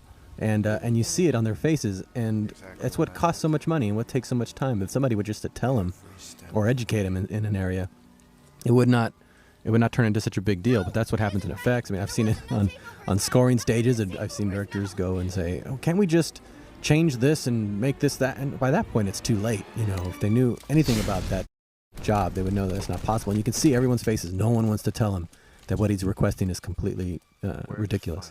And so what do? They take that as a marching order and they go and they start doing it, and then it turns into a big pain in the ass. So if the person just knew how to do those jobs in the basic way, it would save a lot of time, a lot of money, and a lot of hassle, and a lot of wasted energy. Because to be informed is the best gift you can give yourself, your crew, your budget, and ultimately your creative freedom.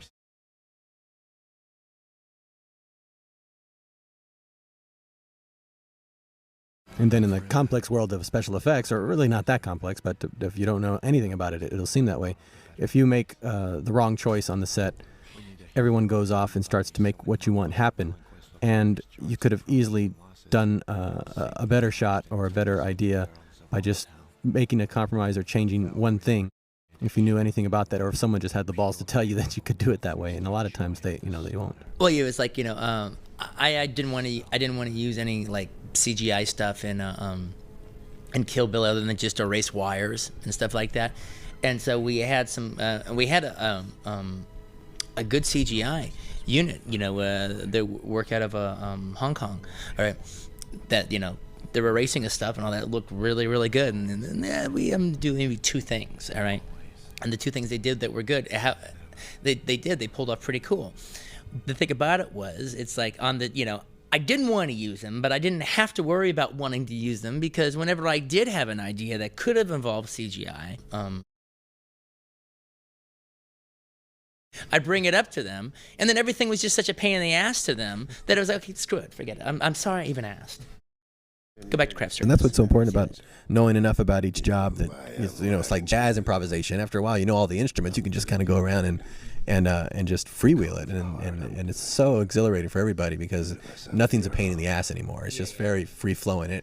Anyone has an idea that's creative, and wouldn't it be cool if we could do this? But that's probably a pain in the ass. You can go, no, actually, it's not. We'll do this. You're way ahead of anybody who would be there working with you if they were an effects supervisor. Yeah, well, yeah, but you're the one that's proven that. Well, see, once you get rid of 5 people from your little bucket brigade when it comes to a good idea to actual realization on screen, once you lose about 5 people of that bucket brigade, then nothing's a pain in the ass. When you're shooting on sets, that's the most intense time. You got the most crew working at that time. You've got to be rocking and rolling all day. You've got actors already in makeup. You've got the crew all there. As soon as you're like standing around, chit-chatting with the crew, and then looking back around asking your AD, why are we still waiting? They go, oh, well, they're still setting up that thing that you want. That's just like, oh, you almost want to erase what you said when it became that big of a pain in the ass, and it takes an hour longer than anyone imagined. So if you can be in on that, how it's going to be done, and streamline it as much as possible, especially in the effects arena too, because that can take a long time if it's not thought out the right way, then that just simplifies everything, and then you're always flying. So that's what's cool about it. That's why It just got to the point after doing those tests, that pre-work, I didn't have to go block out all the shots. That's why our prep was so short. We only had about a week and a half to 2 weeks prep per episode, so it was really fast. We just went into it and just started shooting and figured it out on the day. Not getting through. Okay, that's I'm leaving now. Okay, my work here's done. Adios. And special thanks to QT and see you, man.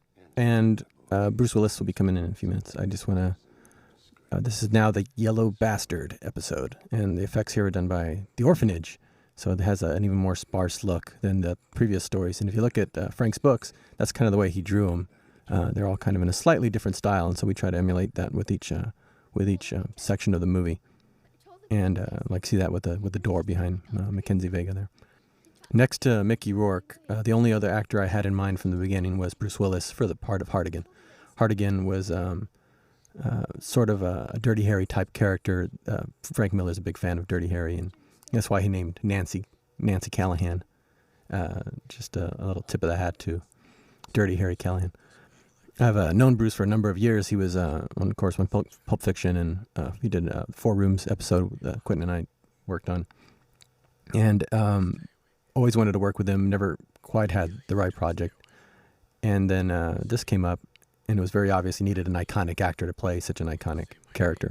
And he's like the only choice I had. So we went to him right away, went to Mickey right away, because I couldn't imagine anyone else in the roles, and I really wanted to lock them in first before I could even start thinking about the rest of the movie. And fortunately, both of them signed on, that same day that they saw the project. And that was the best thing about having that opening test. It was originally just to convince Frank and myself that it would work, but it became such a great tool to go show people and actors what this project was. Because if you just showed them the book or the script, it wouldn't be as clear as if they got to see the first few minutes of the movie. Then they could see exactly how the book was going to translate to the screen, exactly what you were talking about the world there was in. They already knew what the tone of the acting was. So that was what was great about that. And when I showed it to Bruce, I went over to his house, and here comes Bruce, and he can tell us the rest. Hello, Bruce. Hey, you guys are still here? Yo, what's up? I was talking about how you came aboard the project. Honor Rifkin called me, said, Robert Rodriguez is in town. He wants to come see you, and he has something he wants to show you. And I go, yeah, okay. And I think it was about 3 minutes. About a minute in, I hit pause, and I said, whatever I see after this, I just want you to know I'm in, and I want to be in this film. And now, having gone through the experience and having gone through, going to Austin and shooting this thing and going through like one of the most crazy filmmaking experiences that I ever had, to look back at that first moment of watching this thing, and it was Josh Hartnett and Marley, right? Yeah. I could not believe what I was watching. I wanted to know how you did it. I said, how'd you do that? How'd you make the rain? How'd that happen? How did this whole thing happen? I mean, now, to look back at it, it makes us all seem like, yeah, we knew what we were doing, and we knew, yeah, this is going to be this is going to be that. But I was totally baffled by the process and what it was going to look like. And I remember, now cut to the LA premiere, everybody was screaming and yelling at the screen and going, whoa, yeah, wow, woo. And it's just an incredible thing, and so cool to be a part of. Thank you. We had this project where we're showing this stuff around, what you saw with Josh Hartnett, but for us to be able to go into any other meeting after that and say, oh, and Bruce Willis is already on, and that just suddenly made it's a movie that's happening, and people just jumped on. People always say, how did you get all these actors to come on? Well, it helps when Bruce Willis is the first one, because then people go, oh, this is not pie in the sky. This is like really happening, and it's going now, and the train is rolling, and we got to jump on. And that was so great about it. And Quentin said the same thing. He saw the Josh Hartnett piece the same day I met you, and he said later, wow, then the movie totally lives up to that promise of that first thing I saw, because that was one of the questions he had, is the rest of the movie going to be like this? I said, I can only imagine it being better than this, because so much happens. You got a yellow guy, you got the white blood flying around, you've got some really insane action and great characters, and it's 3 of his best stories jammed together, so you're bound to like something. And there's so much movie for what you're paying to go in to see. So it was exciting for me to figure out the rest of how this was going to happen. But I think everybody could feel, because we had that little opening piece, that it was something different. And I was going to ask you, how it helped to have a movie like Pulp Fiction ahead of this, because I can almost see that you could recognize this is something unique, this is something different, and I've been there before, and I can tell when that thing comes around again, and it doesn't come around that often. And because it seemed like you just signed on so quickly that you probably saw enough or more than enough to convince you that this is going to be something new or different. Or what was that like? It was a really similar yes, because I had met Quentin the day before. He got me the script the next day. I read the script and I called him up and I said, I don't know what you have me in mind for, but I'll do anything in this film, so whatever you want me to do, I'm in. The part that I played in Pulp Fiction, I think, was originally written for a younger guy, and I told him that, and I said, look, I'm a little older, and he says, we'll change that. And it was a groundbreaking film, and that was 10 years ago. It was 1994. Working with Quentin and working with you was a really similar experience. Different format, very different format, but very serious, and yet we had a lot of fun. We had a lot of fun. I had a lot of fun shooting Sin City and a lot of fun shooting Pulp. But during the day, everybody, the crew was just taking it really seriously, and you could tell that everybody knew that something magical was happening, that something bigger than what we were actually shooting each day was, what's going to come out of it. Also, in Pulp Fiction, it was the first time I had ever seen one of my films as an audience member. I didn't see Pulp Fiction until I was at the Palais Royal in Cannes, and I hadn't seen the other two stories. And I hadn't seen any of Sin City. I hadn't seen the other two stories until I was at the premiere in L.A. And I was screaming and going, when I saw Mickey come on screen, and just great performances by everybody. Clive Owen's just so tough. And I have to ask you, whose idea was it to do that whip turn and said, a big car, get me a big car now? And just that, it was just such an old school cut that I hadn't seen since probably the 60s. You see some things like that in Dusk Till Dawn, whenever George Clooney would be looking at Quentin, and then the camera would cut to another angle, and then he would turn into that angle, and it makes it a little more powerful when someone just kind of turns to you and they're suddenly facing you again. You just finished being faced, and then you cut away, and then they come here, they come again. You just almost can't get away from that person. And if you look at the drawings, Frank had drawn that angle, that second angle where his head was turned away. Clive could see that I was setting up this camera, and I was saying, you're going to turn into it. And I think with each take, he got more and more forceful, because he started realizing he's turning into his own close-up there. And so he kept giving it more and more of that little taste of that film noir humor, and it's really cool. And they ended up using it in the trailers and stuff. Really film noir. Frank Miller and I talked at length about film noir, and I've been a fan of film noir for forever. He got that, I got it right away, and that's what all these stories were gritty kind of pulp fiction in that style. And Quentin said the same thing. He said, look, this is a film noir film. Think about the book. Think about that tattered yellow pages, and it's just a skanky book that left in the rain in your car or something.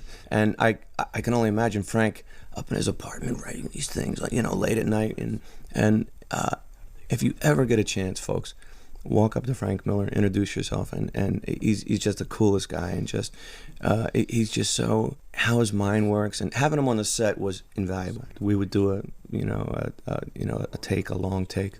I would look to Robert, I'd look to Frank, and Frank would go, hey, come on over, come here, I'll talk to you. And he would say like a cryptic 4-word sentence to me, and I go, good, got it. And he said, yeah, okay. Now, what did you think of him as a director? He was a director. He was absolutely a confident, world-class style director. He was not afraid to tell you what he thought. He was not afraid to give you notes. But that's one of the reasons I thought it was important to have him as a co-director, and not just there, because he could easily have been there as a producer or a writer. No matter what movie you're on, you just automatically defer to the director. Are you more trained just naturally just to go with what a director's telling you? Did it help to know that he was also a director, so that you could take anything he said with more weight than if he was just there as the writer or the creator? Did that make a difference? I thought it would, but I was wondering if it did. Absolutely. A producer is, sometimes they are, but more often than not, actors don't really view them as part of the creative team. Having Frank there as a co-director, there was never any question in my mind that I needed to talk to him, that I needed to talk. He helped me so much with, Hardigan, and had he been a producer or just there kind of watching, it would have been awkward to say, Frank, what do you think about this? From day one, I said, Frank, can you help me with this? And he was right there, and The actors gave so much respect to his writing. One of the really cool things was holding up these, comic books and saying, doesn't look like this panel, and we'd make a little adjustment, and now it looks just like this panel. And there's so many scenes in the film that are just like the book. It's an amazing thing. He has a classic writing style of writing in thirds. There's a couple scenes where one of the thirds would be out, and I would go, you know what? In the book, you have him saying it 3 times. And in the script, it only has 2. And I think, we need to go back then. He goes, wow, you got that? Which was unique because we all knew Quentin's voice by now. And you could tell this had its own voice, and we had to find what that voice was. So all the actors, I made sure I didn't give them the script to read. I wanted them just to read out of the book.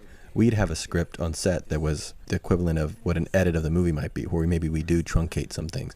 But I knew that if an actor came to the set and said, well, I missed something from the book, then those things we would draw back in, because then you wouldn't quite know what's important to keep. It was kind of hard to know. But whenever an actor said, no, what happened to that line? As we'd look at it, yeah, that's the one we'll keep in then.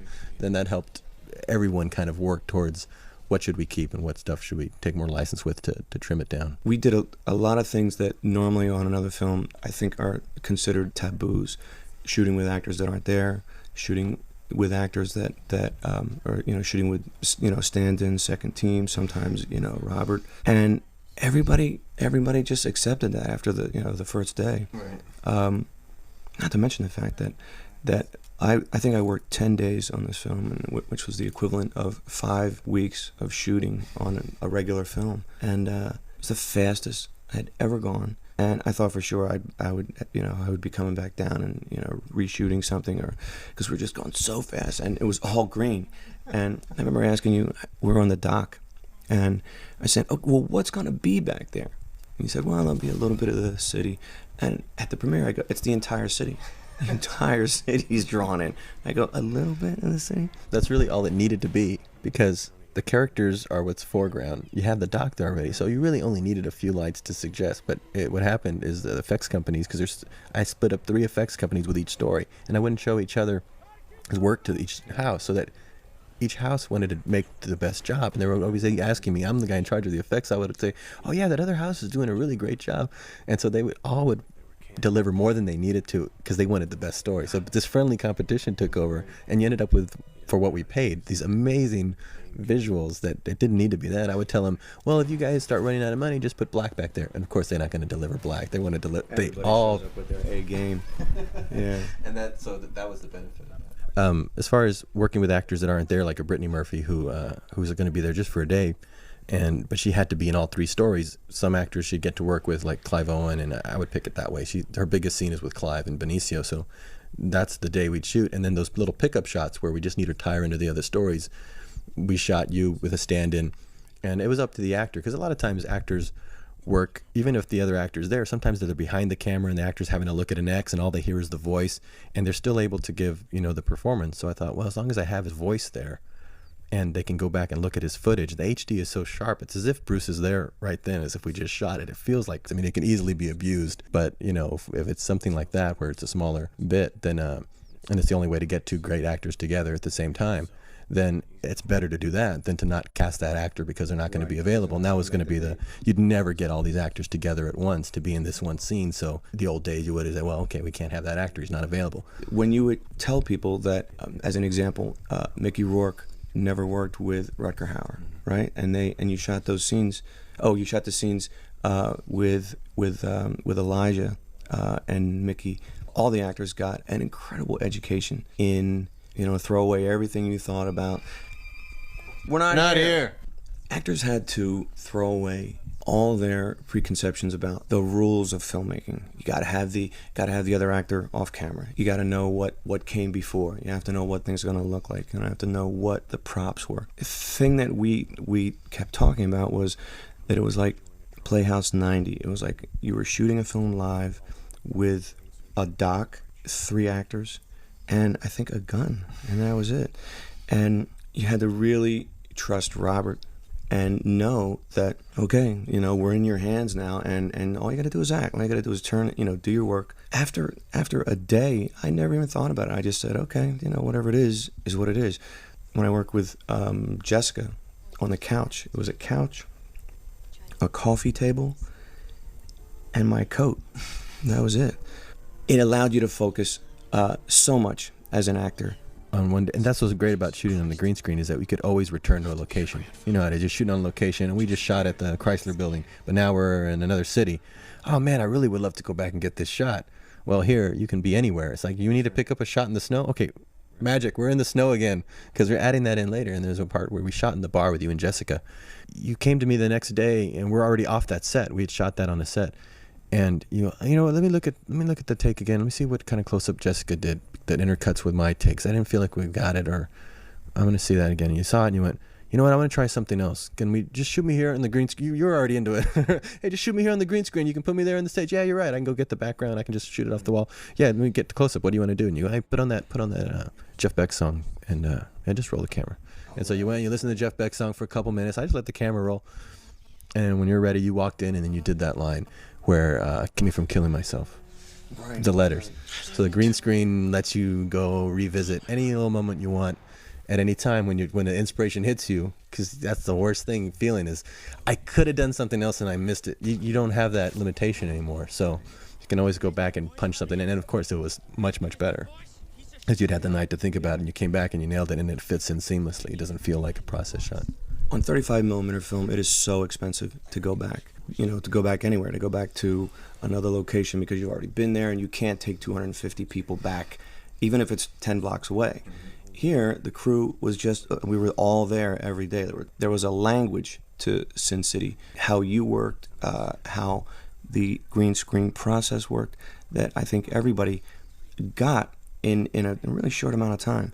Green screen is a weird thing. It's a weird process where, normally you're standing against one flat green screen. We were in a green box in a big green stage.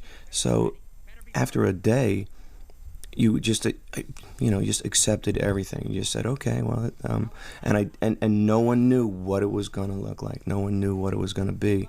And when I saw it, I was just astonished. It was just so amazing. It was far beyond anything I could ever imagine. Never cut. It's just amazing. Just the process of reloading film, of cutting, get everybody ready. Okay, rolling, speed. You guys never cut. That's just one of those things that I just noticed. The more people you have, the longer things are going to take. When we don't have a big schedule, or we have to have the movie out at a certain time, when we surprise the studio, when I say, give me less people, give me less money, give me less time. That's the only way you're going to make it happen, because if you're going to run a marathon, if you gain 500 pounds, you're never going to last. You've got to strip down and be really lean. Right. And the funniest thing, you just say, hey guys, I'll be ready whenever you need me. Just give me a 5-minute notice. I'm going to go back to my trailer. We go, 5 minutes as you're walking out. And you go, what? And you go, we're going to be ready in less than 5 minutes. True. And then you go, okay, well, just give me 5 minutes. And you'd go and you'd come back. And as soon as you're walking on set, I was like, roll camera. We'd roll before we even got, you go, oh, of course. When aren't we rolling? And you're like, are you guys kidding? It's like, you never know. You might just walk in and say something that's gold, and you never know. It's tape. It's cheap. Let it roll. You got someone like you. You got somebody. You're on a green screen. It's all usable now. So why not? There's several shots. I might have already pointed them out, but with there's like one on Clive Owen where he was just going over his line in the car, and I was still moving my camera around. People were still wandering around, and he was just saying the line to himself, and he gave a great real reading of it, and that I didn't really get in any other take. And I thought, I'm just going to use that one. And I looked at the take, and it had a little bit of a bump in it in my camera, because I was just settling. Oh, I'll just make it look like the car just started up then and started to move, and it'll feel very real. And we got to use just off the, he's on the mic, but he was just saying it to himself, and it was just so smooth that was a take I ended up using. So I'm always rolling. You guys would come on, you'd nail it right away, and we'd be moving on to the next shot. And you thought, at the end of that, or in the middle of that, you said, man, where were you guys on Tears of the Sun? This is the way to do it, man. You get 65 setups a day. You don't screw around, man. You're always rolling. I mean, it just felt so vital and so charged. And I don't think any of the actors ever knew when you were going in for, tight shots, medium shots. And I go, what about here? What about like a really extreme close-up? And you go, I got that. I got like 10 of them. I go, when? See this little red button right here? Have you talked about that? The About zoom switch. The zoom switch. They call me Zoom. Oh, it's unbelievable. You know what it felt like? It felt like almost like some cinema renaissance, because Quentin was there as a director, Frank's there, all these different actors, and we got our own little stage. We're away from Hollywood, so it really is just about the creativity. And Francis Ford Coppola had come down to my stages and looked around, and he went, "This was my dream for Zoetrope." When he had started Zoetrope Studios, is that he was always using high-end new technology to kind of create these things and get a troupe of actors together and sort of do this very experimental cinema. And it's like, wow, we couldn't get more experimental than Sin City. And that's what it felt like. Unbelievable talent coming in to make this crazy new movie. Really experimental. And everybody showed up and accepted the process. As an example, hanging out of the car, shooting at Nick is one of the most exciting scenes of my stuff. And it looks like we're going 100 miles an hour and the wind's blowing and everything. And we're just on the same green set that we shot everything else on. The acceptance level was, I think, almost immediate. Did anybody like say, "Well, I can't do it. You know what's going on?" No, that's the thing. People say, well, how can I don't understand what they do? You go, but they're actors. They create their own reality every day, no matter how big the set is. They have to create the fact that that's real, and that's what they do. And Mickey Rourke, no one that you would think might go, "This isn't what I'm used to," and I can't get a feel for it. You know, even people who are real method, like Mick, loved it. He loved the isolation of it. He loved the concentration of it. He loved the fact that it was that pure and that theatrical in a way that he was isolated from everything, and he was able to conjure it all up. And it's all, I think, part of the actor's craft to just be able to create a reality out of things that are not real, things that are fabricated. I mean, our movies are so stripped down. You just see me behind the camera. I'm operating. Everyone else is kind of off in the black. Where on a lot of sets, you have so many people around. Actors are still able to act like that. So I think this was easier, and in some ways, because it is so stripped down and isolated, it seemed like they just always got it in a very few amount of takes. Yeah, it was like doing theater. Before we let Bruce go, I just want to point out Nick Stahl here did such a terrific job as Yellow Bastard. Originally, I went to another actor, someone I'd worked with before, Steve Buscemi, to play the Yellow Bastard when he was the yellow guy. I couldn't think of anyone else who would want to play this role because it was so despicable. And so I thought I'd have to go to someone that I already knew and that would trust me, because you just read the book, you would go, okay, that's the character I don't want to play. Originally, I cast Nick Stahl to play the younger version, Junior, before he turned into this Yellow Bastard. Steve Buscemi was excited because I sent him the opening sequence with Josh and Marley. He checked it out and he thought, oh, cool, a film noir, and read the book, and they went, I can't quite get my head around this character. And I told him, I'm sorry, I know I sent it to you. I should have at least explained why I sent it to you. You're probably wondering, why would I think of you to play this horrible character? Because I've worked with Steve before. He's a sweet guy, a great father, and just a really nice guy, but just a terrific actor. And that's really why I wanted him to do it. And it's something about the voice too. It says, do you recognize my voice? So when he said, yeah, I don't know if I can do this. I showed it to my wife, and even she's like, I don't know if you want to play that right now in your life. And I thought, God, who else could I get? Because and so then I talked to Nick Stahl, and Steve even said, who's playing the younger? And I said Nick Stahl, and he goes, well, I think Nick could do it. So Steve told me, and I said, yeah, you know what? I just saw him at a party the other night. He looked completely different. He was kind of scruffy, and let me ask him, because he is going to be under so much makeup that he probably could do it. Let me talk to him. So I talked to Nick and told him to work on a voice and to leave me some messages on my phone in that voice so I could see if it was working. And sure enough, I forgot that I had ever told him that, and got some strange messages from the Yellow Bastard, and he would say, hey, it's me, come on over. And then he would hang up, and I thought, yeah, that's working. So Nick did it and gets to do this great transformation from Junior to the Yellow Bastard with great makeup effects by K&B and Greg Nicotero. Well, on that note, thank you, Bruce, for joining us. And all right, buddy. God bless you. And special thanks to Quentin also. I think he's already gone. Oh, no, here he is. Hey, guys. Thanks a lot for watching Sin City with the commentary track. Talk to you later. And there he goes, and here I go. Thank you for joining us, and see you on the next one. Hello, this is Robert Rodriguez, and this is one of two commentaries we're doing for Sin City. The other commentary on the other track is me talking about the more technical aspects of making the movie, achieving its look, its sound. This commentary track is basically me with Frank Miller and our experiences directing Sin City. So here he is, the creator of Sin City himself, Mr. Frank Miller. Welcome. Let's go right into, before we talk about how we got the project going, this was your first shooting experience on the movie. This was before we had even we even had a deal for the movie. We started shooting this. And what did you think when you came to Austin for this? Well, actually, this was what Robert said would be a test where a couple of his friends would show up and we'd shoot something that would be kind of like a student film or something. And the first, friend of his I meet is Josh Hartnett. And all I could do is turn to Robert and say, Robert, this is the first day of principal photography. You kind of know how to make things happen. I think on the other commentary, I'll talk about how to land the big fish and how to get somebody on board a project you really want them to. But yeah, this was part of the whole setup to get you to commit to making, or at least to commit to the process of making Sin City. And I just looked at my diary and saw that we were shooting this by the middle of January 2004.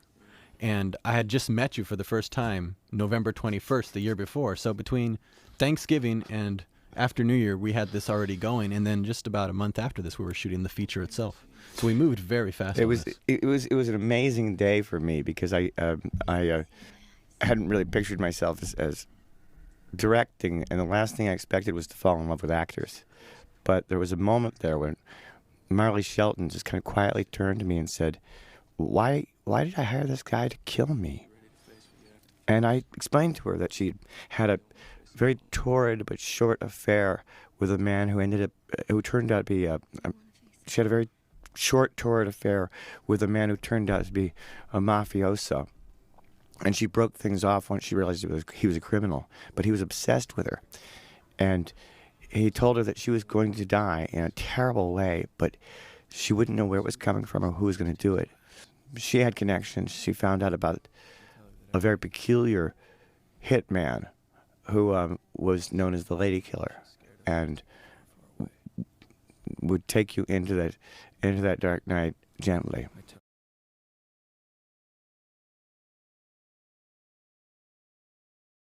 Anyway, her eyes lit up. She turned around. She went back to work, and I became a director. I was hooked. And this is about I think we shot this in less than 10 hours. It was just a pretty simple day. It was about 9.5, yeah. And I had already done this shot here pulling back out of the city. We had done a mock-up of it with my Troublemaker Digital guys. And so I wanted to really jazz you when you came down for this test to show you that how dynamic we could go beyond what we could do in a comic with physical moves like this in a city that doesn't even exist, and really pull back and show the world. And I think I already had the score already, and I had cut in your drawings as like an animatic, and we were able to watch before we even started shooting. We were able to watch it, if you remember. I remember. I remember that you had already put together a dream cast, most of whom we got. That's right. We had an original version of this cast crawl, yeah, and it had Bruce Willis's name in it already, and it was just as an example to show you the kind of talent I thought we could get for the movie. But a lot of that ended up coming true. I remember when you first mentioned Bruce Willis, I went, "What are you talking about? We're gonna get our generation's Humphrey Bogart in Sin City." He was one of the first people we got. We took him this test. That's what was actually great about the test. It was something to show you, but also Still, myself. he calls it a test. It's still a test because conceivably you could have looked at it and said, "That's really nice, but I still don't want to give up my baby," which would be understandable. You've done 7 books of it.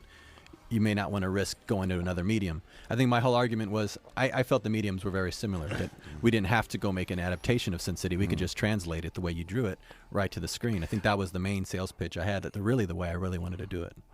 What distinguishes you from the other people I've met in who make the movies is that you were saying the opposite of what I'd always been told. I was always told the skills that made me a cartoonist wouldn't apply, and the kind of writing I do certainly wouldn't translate to the screen. You kept on saying, "Yes, it will." Because none of those people who told you that ever have drawn in their life. Right. So I don't know how it relates to movies. Yeah. I think anyone who's ever done both jobs or done more than one creative job knows that they're all the same. Especially with this magnificent green screen process. This is drawing. Yeah. It's just you get to draw with Bruce Willis driving in the foreground. Yeah. and you get to concentrate on his layer. I mean, when I talk about in the other commentary is how much it's in layers, and that's how you do even your comics. Is we're concentrating when we're shooting the layer of him and lighting that specifically. One of the things we did build was the bar, and that only reason I built the bar was because it was another way to entice you to come shoot the movie. I said, Frank, we're going to build Katie's bar so we can have a place to go hang out and have script meetings. But we actually turned into a problem shooting because it became so uninteresting to shoot in light because it was a real set and you couldn't put lights where you can on a green screen, that it took away that whole idea of working in layers. And that's why this stuff looks so much better. Yeah, and also we had to deal with all that damn smoke. And the smoke on the set, and here we could just add it in post. Yeah. But here we are in the docks, which of course we never visited. We were just there again on our same little square green screen. And what was it like working with Bruce for the first time? No, for me, I was scared. I mean, he was always really nice the couple of times that we'd all met before. But that morning I really did realize I was working with Bruce Willis, and I started thinking of myself as a mop, that he's going to mop the floor with me. And I thought, oh, he's such a big star, and the thing the big stars always do is they go after the script. And he comes in, he goes, man, I want to talk to you guys about the script. I don't know, I'm a mop. and he goes, there's just a bunch of really good stuff in the books that I want to put back in. Well, twist my arm and break it, Bruce. And then there's one scene, the first scene that I recall working with him on, involves Hartigan, who's in prison after 8 years seeing the first woman he's ever seen, who happens to be Carla Gugino, which is not a bad choice for a first woman to see in 8 years. And there was a line from the book that was kind of circulating around the crew that was pretty funny. About how he manages to stand up without embarrassing himself. Right. And people were kind of getting the giggles about it. And I got nervous because I've been on sets before, and you don't want the actors to start playing to the crew. You want them to play to the camera. And especially Bruce. I think you were worried that Bruce might take a more comical approach to the material, which of course he didn't and would never do. But you weren't sure at that point. This is one of the first didn't know days. what was going on, and I was very jittery because he's a legend, and I went over to him and I said, Bruce, this is a really, really sad scene. When you look at Carla, you're seeing everything you're giving up in the world for Nancy, for the sake of Nancy, and it's very sad. You're not happy at all, and it's not funny. And I got that glare, the one where the laser beams go through your head and burn a hole in the wall behind you, the Bruce Willis glare. And he poked a finger at my nose. And again, I thought, I'm a mop. And he just said, you just keep telling me that, man. You just keep telling me that shit. I need to hear that. And then you realize, oh, I guess I can be a director. That was one of the things early on I encouraged you to do. I think it was the very first day of that test shoot. I said, Frank, the actors are going to love to hear from you because you know this material better than anyone. Even though you drew it and you wrote it, a lot of it's still in your head, and that's why I have you here. Because I know when I write stuff, a lot of it's still in your head. The script form or even the comic form is so skeletal. Yeah. So they're going to want to hear from you. You're going to be comfortable talking to actors in about 4 weeks, but we're going to be halfway done shooting by then. Right. So you might as well get comfortable right now and go start talking to him. And you did, and you saw how much you had to offer, and I think I could tell it was just thrilling you beyond. Oh yeah, there was one moment early on where Mickey was facing off with a cop car, and since he had 2 scenes where he was facing off with cars like that, and since being an actor is such a lonely gig because you're really alone in the universe. All you have is a director's voice to guide you most of the time. Right.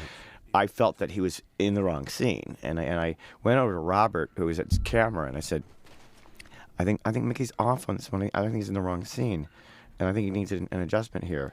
And Robert, without even looking up, goes, "Why tell me?" And I realized, that's right, it's my job to go talk to Mickey. I remember seeing you just walk off towards him, and it's like watching you go to the firing squad. I was like, I hope he comes back alive. And you did. Yeah. I think he gave you a little bit of a hard time. When you he razzed me. He razzed me. Yeah. Always razzed me. There was a lot of respect. And what was great about having 2 directors is that sometimes, because you're moving at such a brutal pace, and sometimes the actor wants to turn around and hit you, he doesn't have to hit both of you. Yeah. So I found that he would hit you instead of me.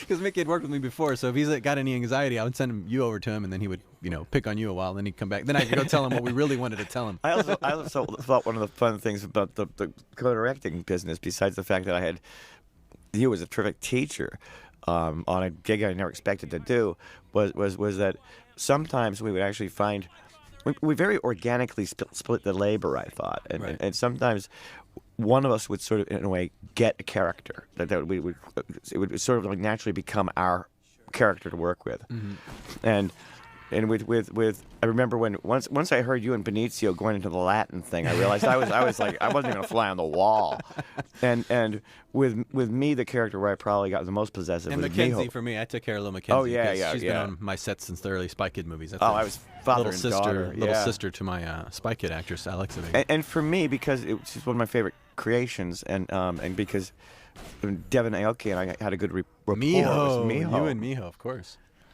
So it wasn't always that way. I mean, neither of us was willing to relinquish Nancy.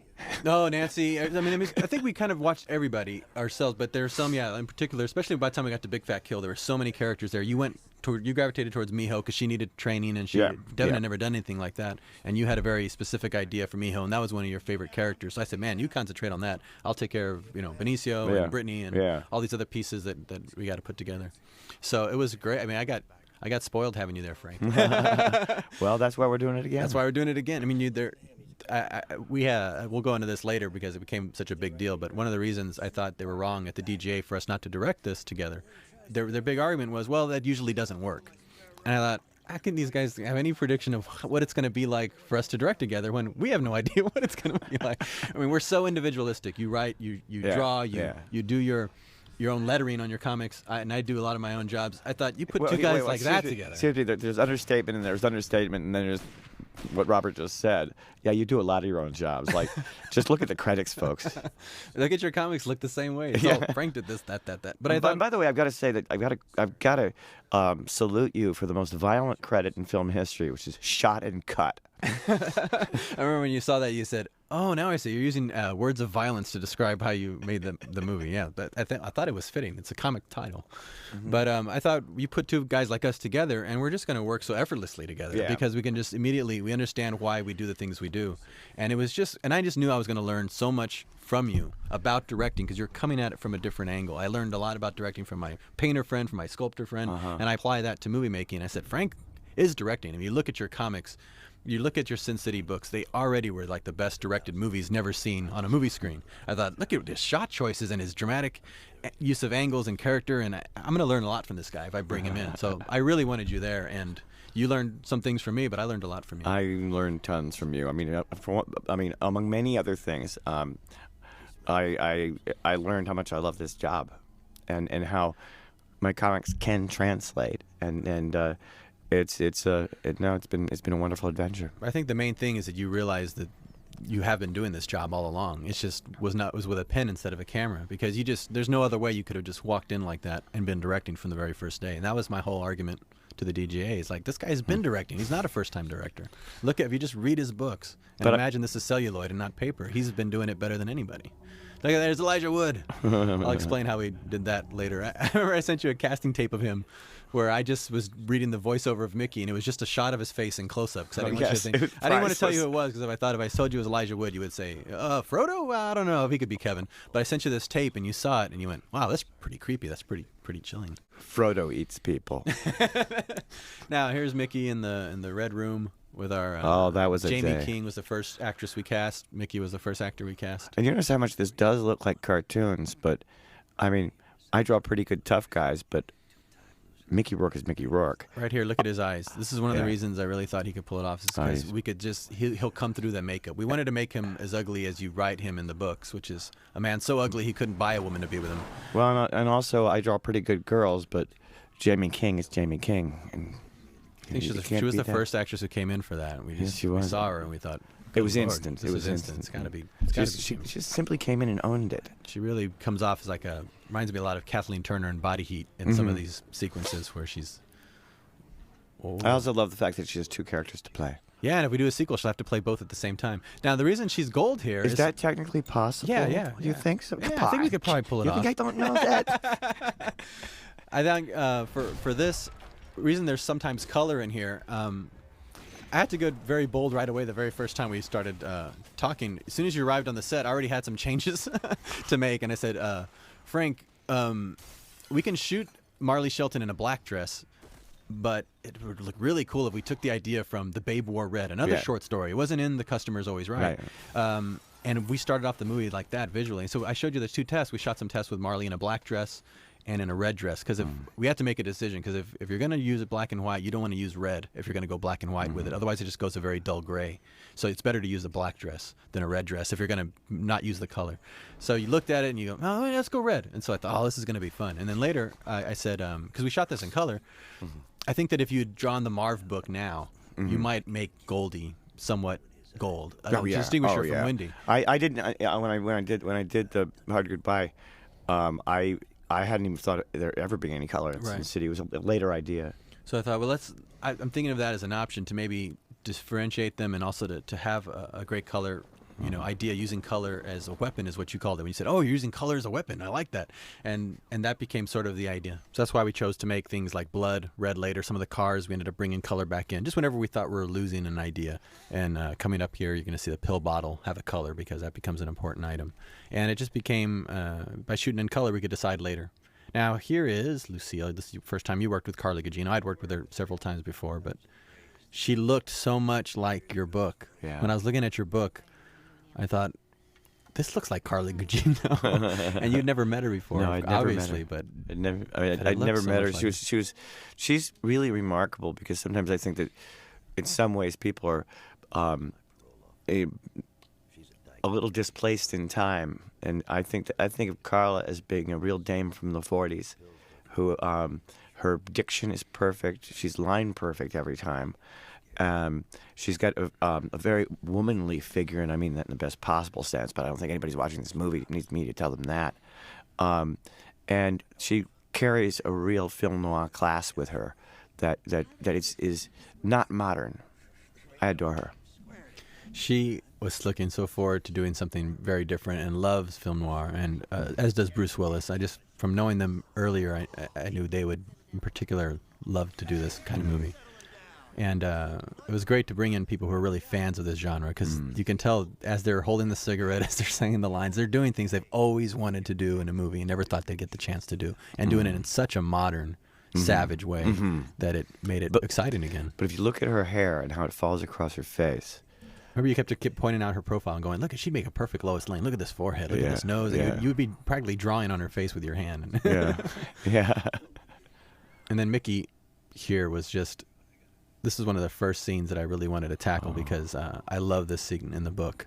That's one of my favorite. It's one we would always use when we'd read actors, and him just dominating this and making him huge. I remember you said he's got to be really big. Mickey's got to be big. Is he big? I said, don't worry, I'll make him look big. Look how big he looks in this shot right here. He's 12 feet people tall. Think he's 12 feet tall, and he's walking on a treadmill, and we're shooting him in slow motion, and we're playing him his favorite song, and he's just in the moment, and he's just look at his walk. Remember the walk that he came up with? Oh, he came up with that walk. He learned it in Ireland. From it was IRA hitman or something. Yeah, and he told me this was going to this is what he kind of wanted to do for Marv's walk. And I said, well, show me. And he walked 10 feet across in front of me, and I went, damn, I wish you'd been there when I was drawing this thing. Nancy. It's the first time we see Nancy. Jessica Alba. And this is the bar we built because it was just something we could do to just make it more enticing for you to come to Austin. But if you look, the reason there's color in here, I don't even know if you know why I did this. I added a little bit of color because it just didn't look special. I mean, it looked like actors on a set all of a sudden, because you didn't have the control over the backgrounds, over the lighting that you have on a green screen. Because in a green screen, as people will see in the making ofs, we had lights in the frame a lot of times, and you were just going to erase them later. Here, you can't just put a light behind his head because there's a wall there. So visually, it just didn't look as visual as your book. So I went ahead and just added a little bit of color just to give it a little bit of a special quality. Here's Clive Owen. This is a speech taken from Dame to Kill For. That little speech that he gives there. There's another thing about this sequence that absolutely required color is that when we looked over the Jessica in black and white, we realized we were losing one of her many virtues, which is that amazing olive-colored skin of hers, and and that very Latin, beautiful skin, and it just didn't do her justice until you brought the color Brought back some of to the her. color. Yeah. Although I really think Rosario photographed so great in black and white. When you see her, because she had that jet black hair, and you see how her skin works in black and white. Oh, yeah. And this was the thing that really helped. By shooting this high definition, we could see it in black and white on the set in high definition, so we'd know when things were working or not. And this is a local actor here. He did a great job. Oh, he sure did. But this was one of our favorite scenes to shoot with Mickey. He was just so on it. Mickey is so scary. It's just. What's amazing is how fast we shot this, though. Yeah. We shot Mickey out in about 2 weeks, and it's all him. So we were intensely working with Mickey for two and a half weeks, and in these kind of scenes, and he had to have all this stuff memorized and ready to go because we would shoot so fast. Major sequences, we'd shoot at least a couple a day. There was also in reference to the bathroom scene with Carla. There was that one amazing moment where Mickey cocked his fist as if he was going to hit her. Well, I used that take. That's the take we used. And but what I mean is that several of us, I believe you and me among us, were moving towards the set because he was so convincing that we thought our girl was going to get hit He's by awesome. a boxer. And that's how convincing a method actor he is. That's what's so great. But I was watching the takes. Carla is getting spit on so I know, spit's flying in her face in there, and I couldn't But believe you it. notice how she doesn't wince? She does not wince the whole time. I Yeah. called her when I was editing, going, "My God, I'm looking at these takes again, and I'm seeing how much of this is flying in your face, and you're not moving. You're not moving an inch because you know you're not going to back down from him." I say, "I am so impressed Yeah. with how you handled Mickey." She's a miracle. Now, here is one of my favorite scenes because it has two of my favorite actors, Mickey Rourke and Mr. Frank Miller.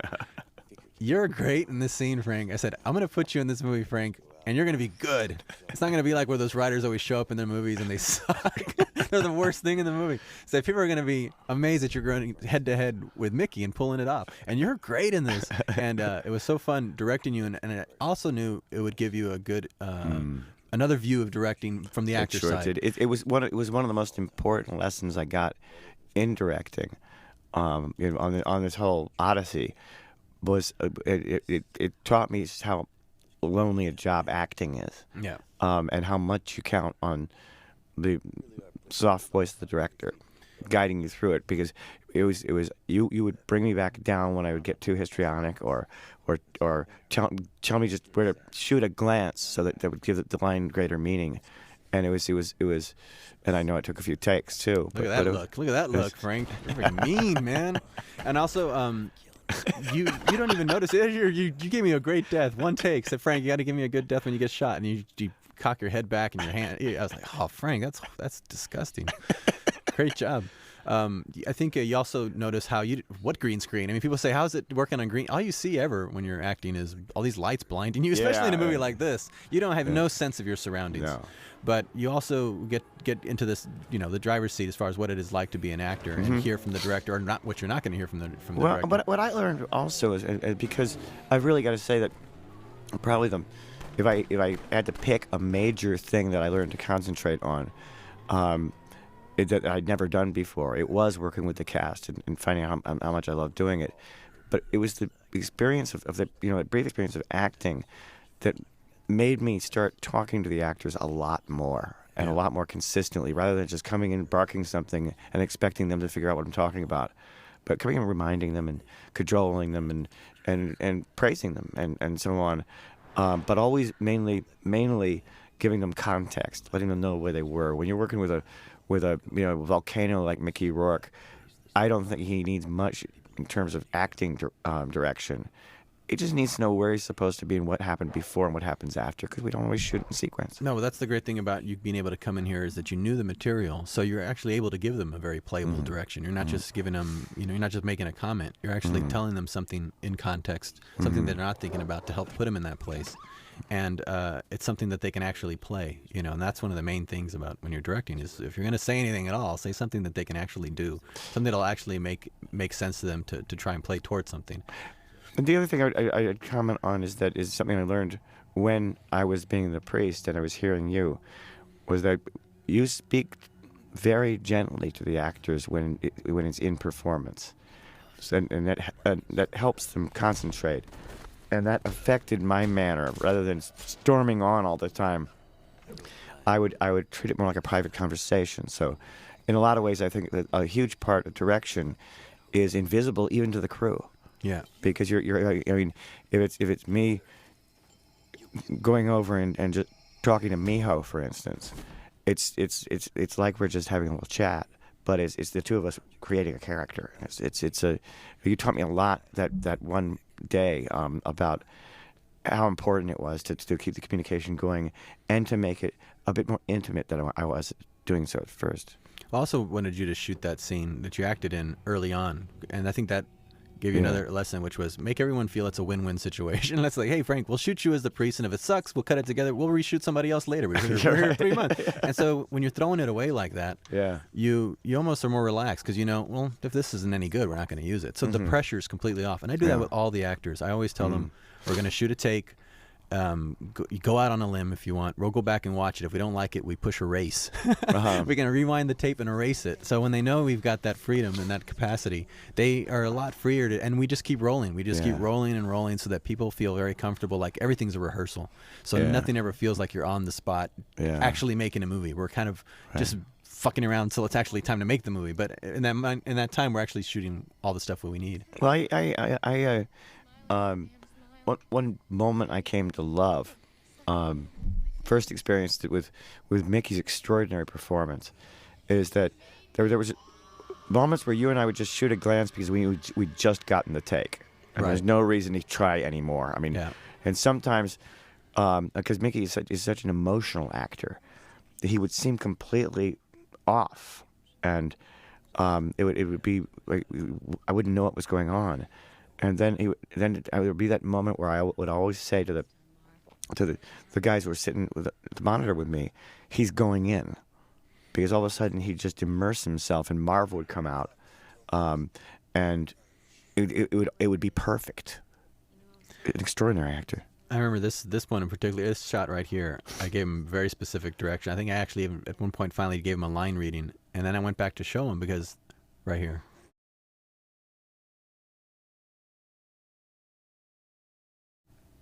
That little pause there. Where he's just realizing that she was, because he was kind of rattling through it, and I had him do it that specific way. He finally got to get down from up there. He was tired up from being up there. He came down and looked at the monitor. That was so great about the HD. I could play it back to him, and he saw that it worked, and he went, all right. And then they gain confidence in you, and that's an important thing, too, is they can see that your direction you're giving them is working.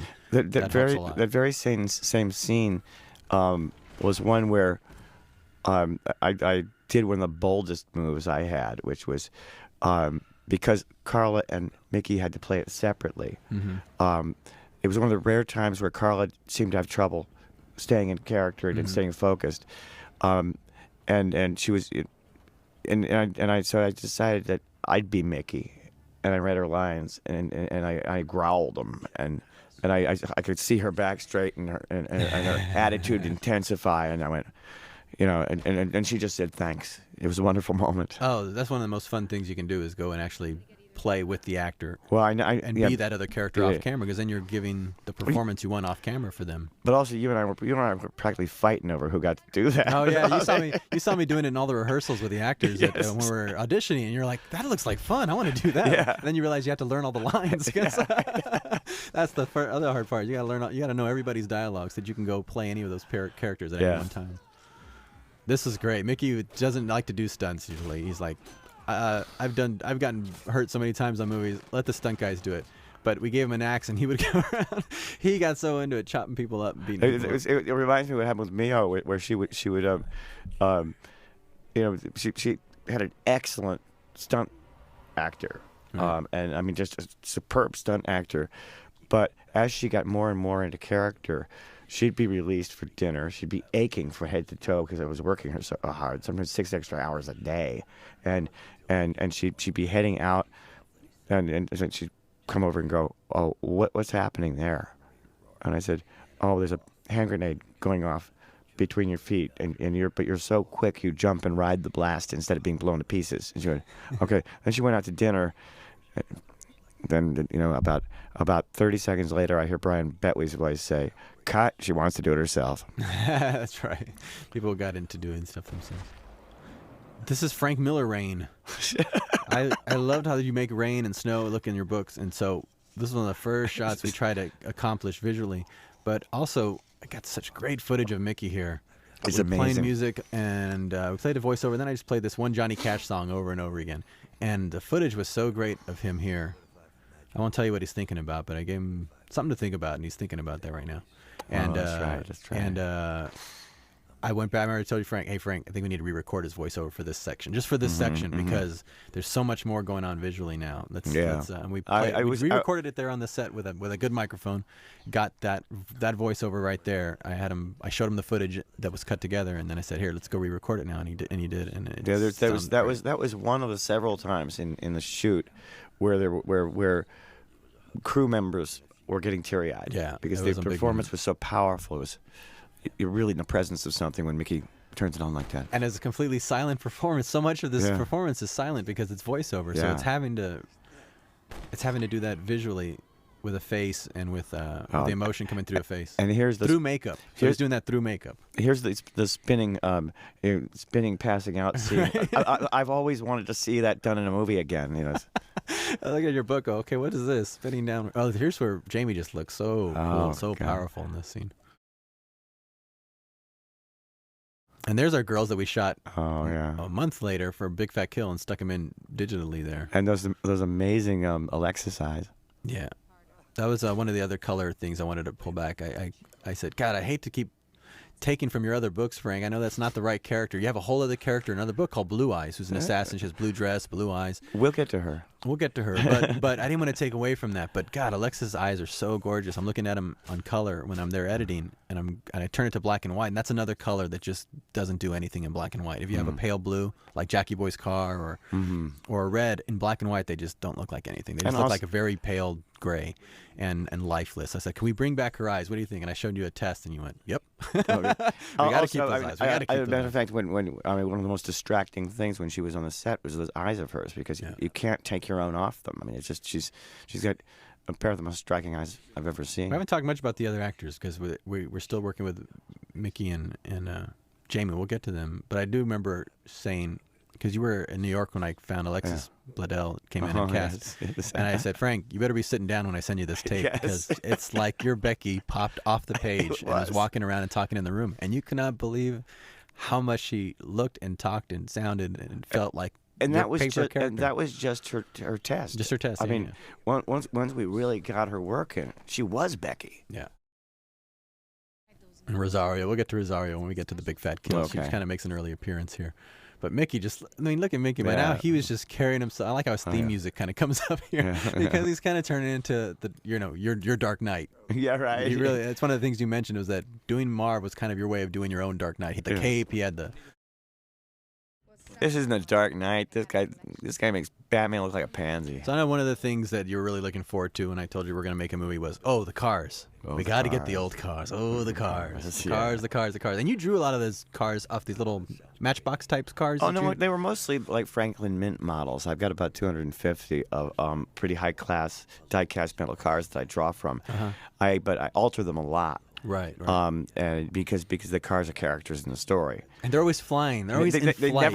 They never touch the ground when they're moving. And that's why you see some shots that are in this movie where the cars are airborne, because at some point, this drawing by Frank has to be a still frame and some part of the action. So they got to take off at some point. They got to be in flight. Yeah, I think right from the get-go, with the cop cars coming after Marv. You can freeze frame that and replicate the same frame you had in your drawing. I love this shot on Mick. This is right out of your book. Most of these shots are right out of the book. There's a couple new ones like that one. What I found is that when I would make up shots, I would just show them to you and go, Frank, what do you think of this? And you'd go, looks great, because a lot of my stuff is very cartoon style anyway. So I blended right in with your. I also want to comment there that was a perfect example, but in that shot, and also in this sequence as well, of how Jamie's able to bring total like triple meanings to any glance. Right, like that here. I mean, you see her empathy and her widening sense of Marv's mystery, and then you see her determination, and she gets up. She squeezes every value there is out of a moment. Everyone likes this sequence here, Frank. Yeah. They go, I really love when it shows all the close-ups of the. And I said, well, check out Frank's book. I took it right from his book. He has these little tiny squares with all these images, and I thought we got to do that. We got to pull that off. And people ask why you were that faithful to the book, and because the book had really great ideas, and the real. Also, the terrible thing let- about the let me- movie business is but- that they'll go and dismiss a lot of that stuff right off when they see it. I think my whole career was leading up to seeing Jamie King say, "Kill him for me, Marv. Kill him good." There's such great Frank Miller lines throughout this, and people would say, "How did you write the script?" I said, "It was really easy. I just transcribed it from the book and then trimmed it down to size, and you ended up with just a very brutal, straight to the bone script that just had one classic line after another." And Frodo eats people. Here he goes, Frodo. He's about to eat people. Well, now this is an interesting thing, and I'll Yeah. talk about this on the other. But these guys never met I know. until the premiere. We could do this, Frank, with a green screen. Do it in layers. Is that Mickey would be able to shoot his sequence, and then Elijah come, and even though they're fighting, and Yeah. they never met each other. So that's Yeah. There's Elijah's fighting with Mickey's double, and then Mickey's fighting with Elijah's double because they're both. There's shooting that different wonderful moment though. things. That's Elijah's foot coming in, but that's Mickey's face. I just shot them separately. So again, after a while, you were just Here we go. able to Here do we go. everything. I wanted to point this out. This moment where he's just cuffed himself to Kevin just before he takes him down was it was a wonderful moment showing Elijah the Mickey part of it. Right. Because Elijah didn't really realize what he was supposed to be up against, and he looked utterly horrified. Like, I'm fighting that? How am I going to fight that? So you're going to have to be really fast. Elijah wasn't prepared for how much physicality there was. I mean, I think when he first saw the project, he goes, oh, this is going to be great. And he didn't realize that you have like a page or two of fighting. You didn't realize how much work it was going to be to shoot those 2 pages. Him flying, because that was him. All his stuff was him flying around on the wires and having to jump and kick, and he was like exhausted. Hey, you ain't no goddamn hobbit anymore. Look at this. I love this take on Mickey. We Oh, started yes. off in a wide shot that I ended up not using that was from your book. I said, well, let's get Mickey warmed up into it. And this is why I operate, and this is why I'm the editor. I mean, because I'm watching Mickey in the very first take, and I'm going, oh, shit, I shouldn't be in a wide. This shouldn't be let's turn around very quickly. And that's what's great about green screen. I flipped him around, turned it into a tight close-up, and we did the whole thing in close-up. And that was his first take. He I just remember nailed that. it in his first take, and I thought, Mickey's on fire. We can't be he was- fucking around with wide shots. No, Turn him no. around. Let's jump right to an extreme close-up. And this whole thing is from this one take, and he just he was so on it. You give Marlon Brando his close-up. I mean, that's just So I never amazing I never face. did go back and shoot that wide shot. That's the starter in your book. I just went right to the close-up. I've kind of noticed that you don't shoot a lot beyond what you want to use. Well, that was a great shot that you had, but you know what was weird too is that it revealed Elijah right away with his legs, arms off. So it was actually better that we did it this way, because Right. then the reveal comes midway through the scene, and you're just seeing his close-ups Well, of his face, and it's- then you it- reveal his legs being chopped off, and It's you're a like, holy shit. It's It a gives us that difference moment. between the media there, because in the comic book I did it that way so that it would seem matter of fact and shock the reader by its sheer content, whereas in film, you know, we have the advantage of it already being utterly convincing, and so you can play it a bit cagier that way. But if I had staged it that way in the comic book, I think it would have just felt choppy and weird, and you wouldn't. I mean, it wouldn't have had the deadpan quality that the comic book had. So, it was a very good case of transition. And what would have worked here too, still would have had a good shock moment, but people would have been gasping over all his great lines. So I moved it because you hear everyone just kind of gasp when they see that his legs and arms have been cut off. Yeah, And then yeah. you start missing the dialogue. So I moved it to a position where there wasn't dialogue, so that you could just sort of enjoy it and see the dog come and kind of think about what was about to happen to you. All this stuff is just terrific with Mickey. He's in full Marv mode, and we shot pretty much in continuity for all this Yeah. stuff. So by now you can just see That look. that look.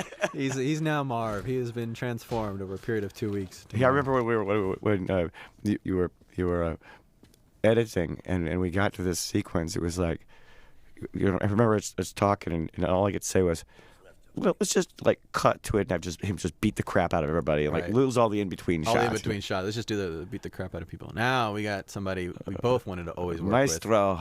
with. El Señor Rutger Hauer, who this one fucked me up big time. I'm sitting there shooting this close-up And again, the same thing. I'm thinking, okay, well, it's a lot of dialogue. It's going to take him some time to get into it.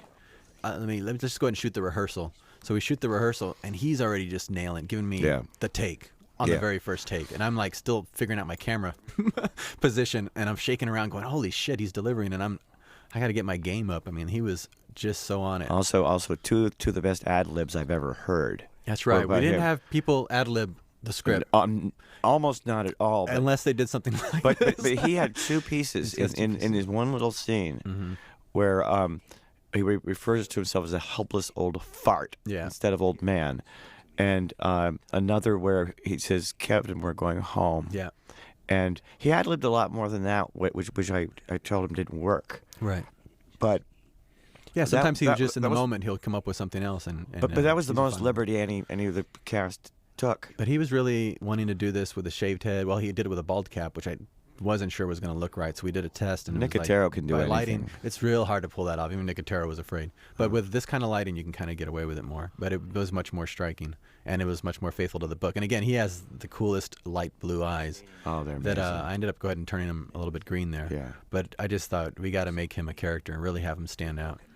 And, I mean, what I also loved that it was another case where I was working with a legend, and I would come over and give just do an adjustment and come in very nervous because what do I know? But I came over and just said, when he refers to your Goldie, I said, say it with disgust.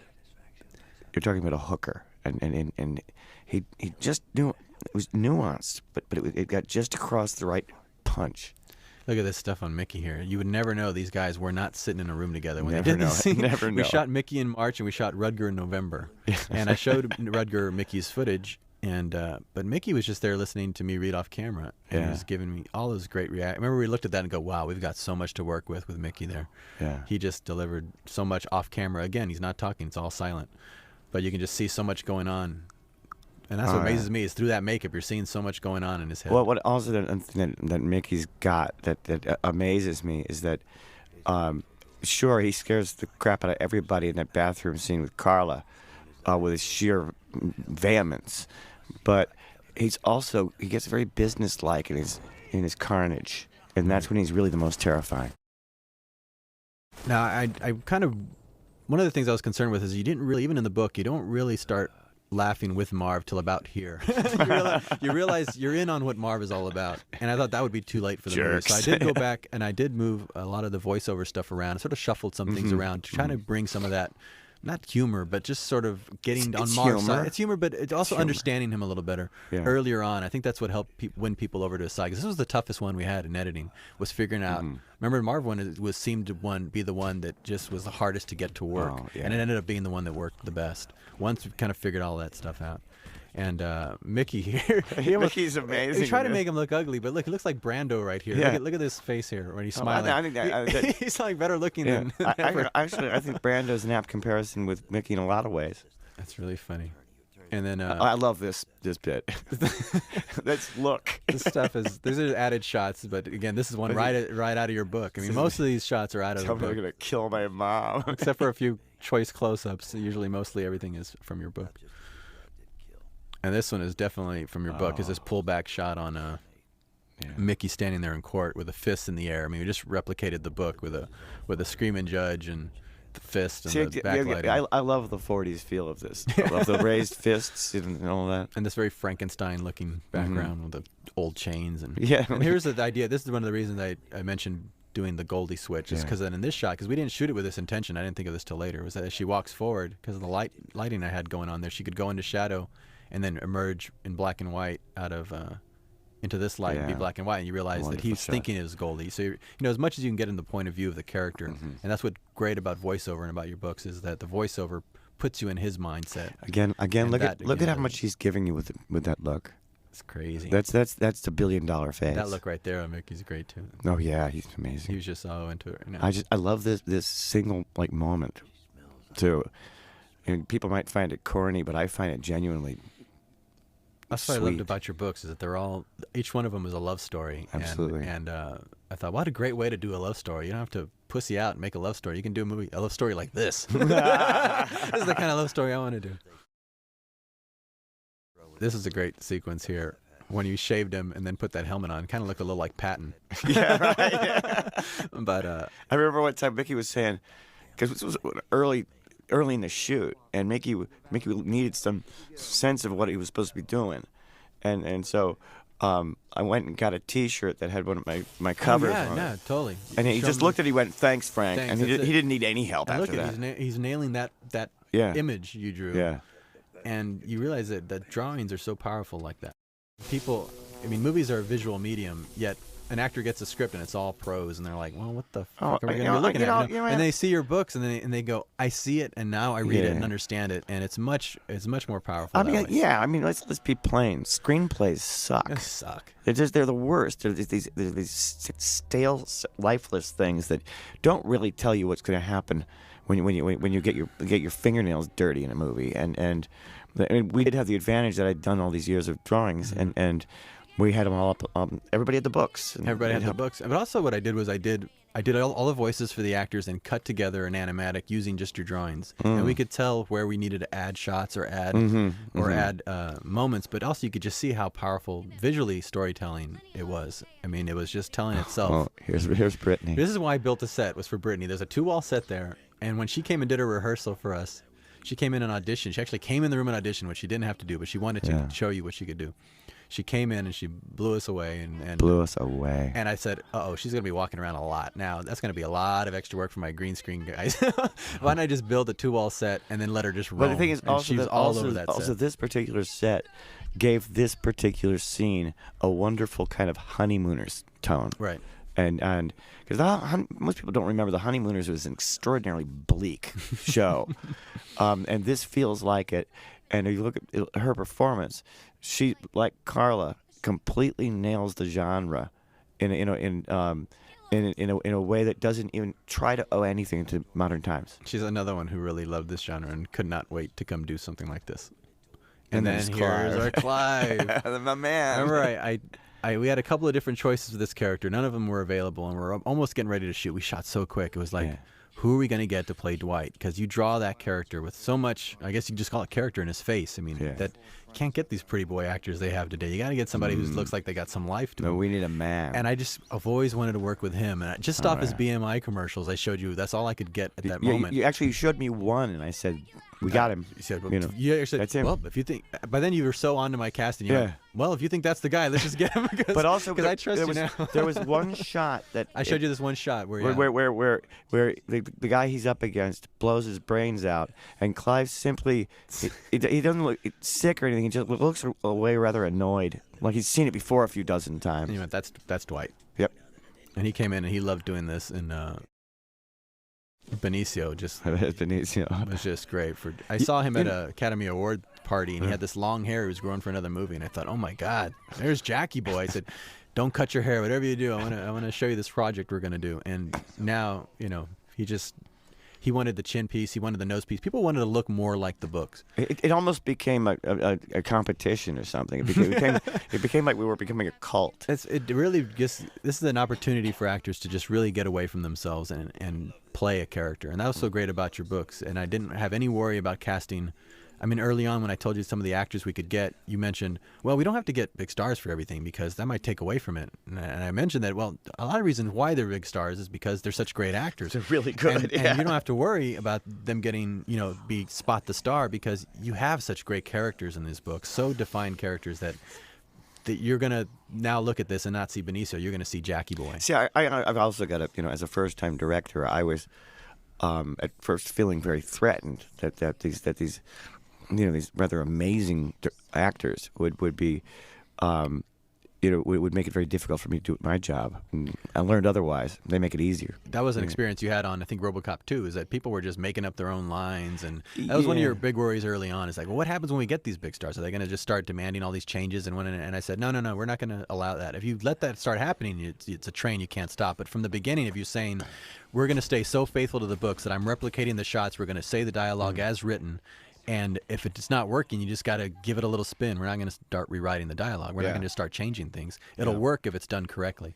And people embrace that. People really embrace that, and nobody wanted to change anything. As you said, people like Bruce, and they wanted to make it even more faithful to the book by keeping every word in, because they, why fuck around? I remember at one point, Clive Owen came over to me, and he said, there's certain words you don't want to have in this movie, aren't there? And I said, yeah. I said, the material itself is so intense that I don't want to have a bunch of shits and fucks flying all over a movie. It just wouldn't work. And then this is where one of the many times where I realized how perceptive and intelligent actors are. He went, "You're quite a Chandler fan, aren't you?" And I said, "Yeah, and you're playing a modern version of Marlowe." And he said, "I thought so." I love this. Clive, when he first saw this movie, all put together, he said, "No one told me Mickey was that fucking powerful in this movie. He's like Greenwich Village good, Purple Greenwich Village." I was afraid to even follow him after that.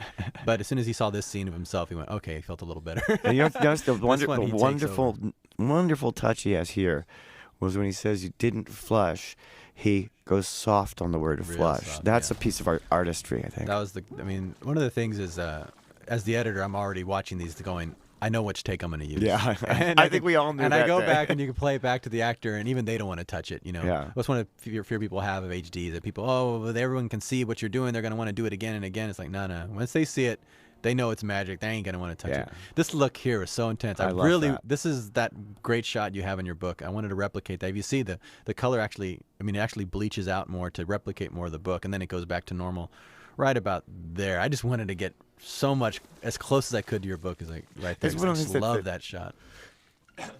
That says more about this lethality right there. Yeah, and the performance is loaded, because all you have to do is look at him and see that you know that he's killed people before. Yeah. There's no doubt about it, because he knows exactly what he's doing. He's timing it out to perfection, and it makes him. I think that's the moment where he becomes truly formidable. And that's the thing about your book, that when you're reading the book, you get to that shot and you realize what he's done and what he can do from that one drawing, and you can have him running around in red tennis shoes from then on, because you've already set him up as a badass. Now he can go and just be the guy who keeps screwing up. He's the guy everything just keeps screwing up. This is a great shot. Come on, he's got a great shot. He got a great pair of chucks there. Now this was Brittany loved being in the window. Well, we love Brittany in the window too. She just loved it. The way you drew her, she goes, I got to get in that pose. Well, she sure did. And I added this shot. This is another shot I added. It's a beautiful shot. I thought you'd like that. Well, she actually saw this. There's a lot of reasons I like that shot. She looked at the shot and went, "Thank you for that shot, by the way. This is a great shot." She's really Shelley here. By this point, now Shelley's in all the books. Is she in all the books? Almost all. Yeah. And because she's at the bar and so on, and I consider her to be one of the linchpins of the entire series. And when we were talking about the sequel, as soon as I got word that Brittany was on, I was practically doing handstands, because this way we can start pinning together all these stories with this character. Her and Nancy, we need both of them. Now, I went red on the car because, again, this was the only car that matched the one you had drawn, and it happened to be red, which we loved. But then, of course, you get to black and white, and it looks like the dullest gray. And also, it's a spectacular car. It's one of the greatest designed cars there ever was. And the back looked like a front, so I started this shot. Brilliant. I remember I was lining this shot up. I said, let's start on the front, pull all the way around, and come all. I just went, got to get some long, loving close up of this car. You came in, you go, what are you doing? You looked at it, and you go, oh, never mind, I like it.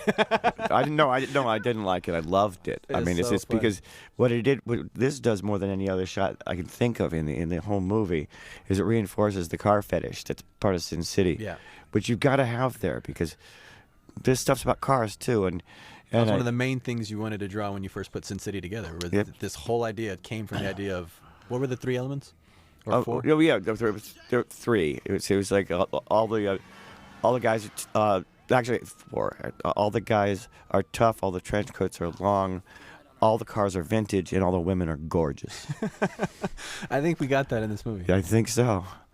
And it actually just ended up being a blue car and a red car. But those were the actual colors of the car. But it's great. And then our Old Town Girls. Speaking of girls, yeah. We had a little bit of color. I wanted to jump in on something else, though. Sure. That the first scene that we shot with Benicio is him in that car. Right. And what blew me away was that without any real conversations with me about this, the state he's in, he knew that this guy wasn't just drunk, that he was but that he was in a blackout, which is a very different state. Right. That if Jackie Boy had survived this night, he wouldn't have remembered it. Right. This was the first day, and you told him that. We shot this. And then all this shot. Look at her. I mean, how in love can you get? She's wonderful. This was great to shoot. And she was amazing because she has to walk. She's actually walking in place. She's not even on a treadmill. She had to walk backwards into the shot. She had to do all this physical stuff that was just ridiculous because we're on green screen. But she's doing it and acting and casual and doing everything she needs to do. I mean, technically, she's just unbelievable. And then Benicio. Oh, yeah. It was just so Frankenstein's monster coming up here. There's a lightning flash that goes off that just makes him look like an old Universal horror film. Toward the end of this shooting Big Fat Kill, I became addicted to lightning flashes and was calling for them about every second of the movie. Well, basically, we just had him cue it. Every time someone wasn't talking, between lines, shoot a lightning blast off. What I also loved was calling from one side then the other. Here's Rosario. Now this is like some of the most photographable skin there is. I mean, look at her face and the way the light hits her. I mean, I just would be calling everyone over to the monitor and switching it to black and white, going, "Oh my God!" And she was so game to do the outfit, to do that, chop her hair off, to do all of that. Lovely Rosario. She was when she first showed up in town. Her remark to me was, "Oh, I get it. I'm an S&M superhero." And I said, "Sure, you are." And then one point during the shoot, I told her that she would be the perfect Catwoman. Right. And then I had to pause and say, "No, you already are." Awesome. I love her little smoking cigarettes And also, she was the other New Yorker on the set, so that's that was right. a lot That was of fun. one of the things you had mentioned was we're gonna find some New York girls because there's a different toughness to it, and that's what we're having trouble finding in Gail. In fact, you loved Gail as much as Miho, I think. Yeah, I think so And too. I knew it was going to be a hard one to cast, and we went through so many people, and they were all terrific. But I really thought it was going to be Rosario, so I did cheat. I did cheat a little, Frank. Yeah, what I did was I told her ahead of time, when you come to the rehearsal, to the audition, paint your eyes in sort of a cat eye. And she didn't know how to do it. She had a friend of hers You did it. bastard! You never told me that. If you look at that, because I thought maybe you weren't seeing her. Everybody, here's. Well, I thought you weren't really seeing the physical transformation yet, which was not going to come till later. So I thought anything that would help you see her more. Here's Robert Rodriguez, the pillar of his community, his father of five. Everybody's favorite, nicest guy in the world, and a ruthless motherfucker. Ruthless. But I think one of the things that was blocking you from seeing some of the girls that came in that were really good was that you weren't seeing them. They weren't looking like your comic. But of course, they have to go to this huge transformation to get there. We had to chop her hair off into a mohawk, basically. Yeah. Paint her all up like this. Put her in that outfit. Oh, but she owned that. She owned it. But I had to show you the tape later. You didn't notice it when she first came in. Later on, I said, let's watch the tapes again and watch Rosario. And I showed it to you in the room. And you're like, I don't remember seeing that. Oh my God, she is great. Yeah, and she looked like her. And, see, here's a sequence where I'm really seeing the drawings in action because we got him, we got Becky, we got Gail. Right here, I guess right here. Oh, look at this. He always wanted to play the Wolfman. I said, "Look, man, you just did it. Yeah. It's the Wolfman." And Becky, right out of the book. And the thing is here's a shot right out of your book, the famous shot that we use a lot of, where she says, that right there. This is right out of the book. And now all hell breaks loose. People thought at first that this was the scene Quentin directed because it was the samurai swords. It was, very, very violent. It's like, no, this is Frank Miller goodness. White blood shooting out because that's the way you drew it in the comics. That shot. I remember. Look at her. You never know she was never trained before this. She's Frank Miller training. The way she moves, partly it's her. Benicio added that. Yeah, he sure did. I love that. He said, "What if I go and I chew my knuckles off the gun?" I said, "That's awesome." At this point, I was just going, Robert, it's Benicio. I got Miho to take care of right now. You take care of Miho, I'll take care of Benicio. He came up with a bunch of terrific things. He says, "How about I put my hand in my pocket later?" I went, I put my hand in my pocket. Look at that. This was fairly early on in the shoot, and it was when this is Dwight's first day.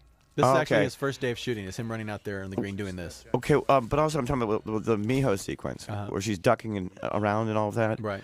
And it was where the sorry, I just saw that that's climb up Rosario. I have to explain why we do a climb up. When you draw your drawings, a lot of them are very vertical, which doesn't work in a movie. Everything's horizontal, and if you do widescreen, even more so. So I thought, well, how do I be faithful to the book? I don't want to go to a wide shot because then suddenly the image is small. Yeah. Oh, I know. I'll just take all your vertical shots as a camera move. So I'll either do a boom up or a pan up or a tilt up, and that's how you get that length. Yeah. So that's where that shot came from, because one of your drawings is almost like a full body of her. And so I just took that as a direction to do a tilt up. Well,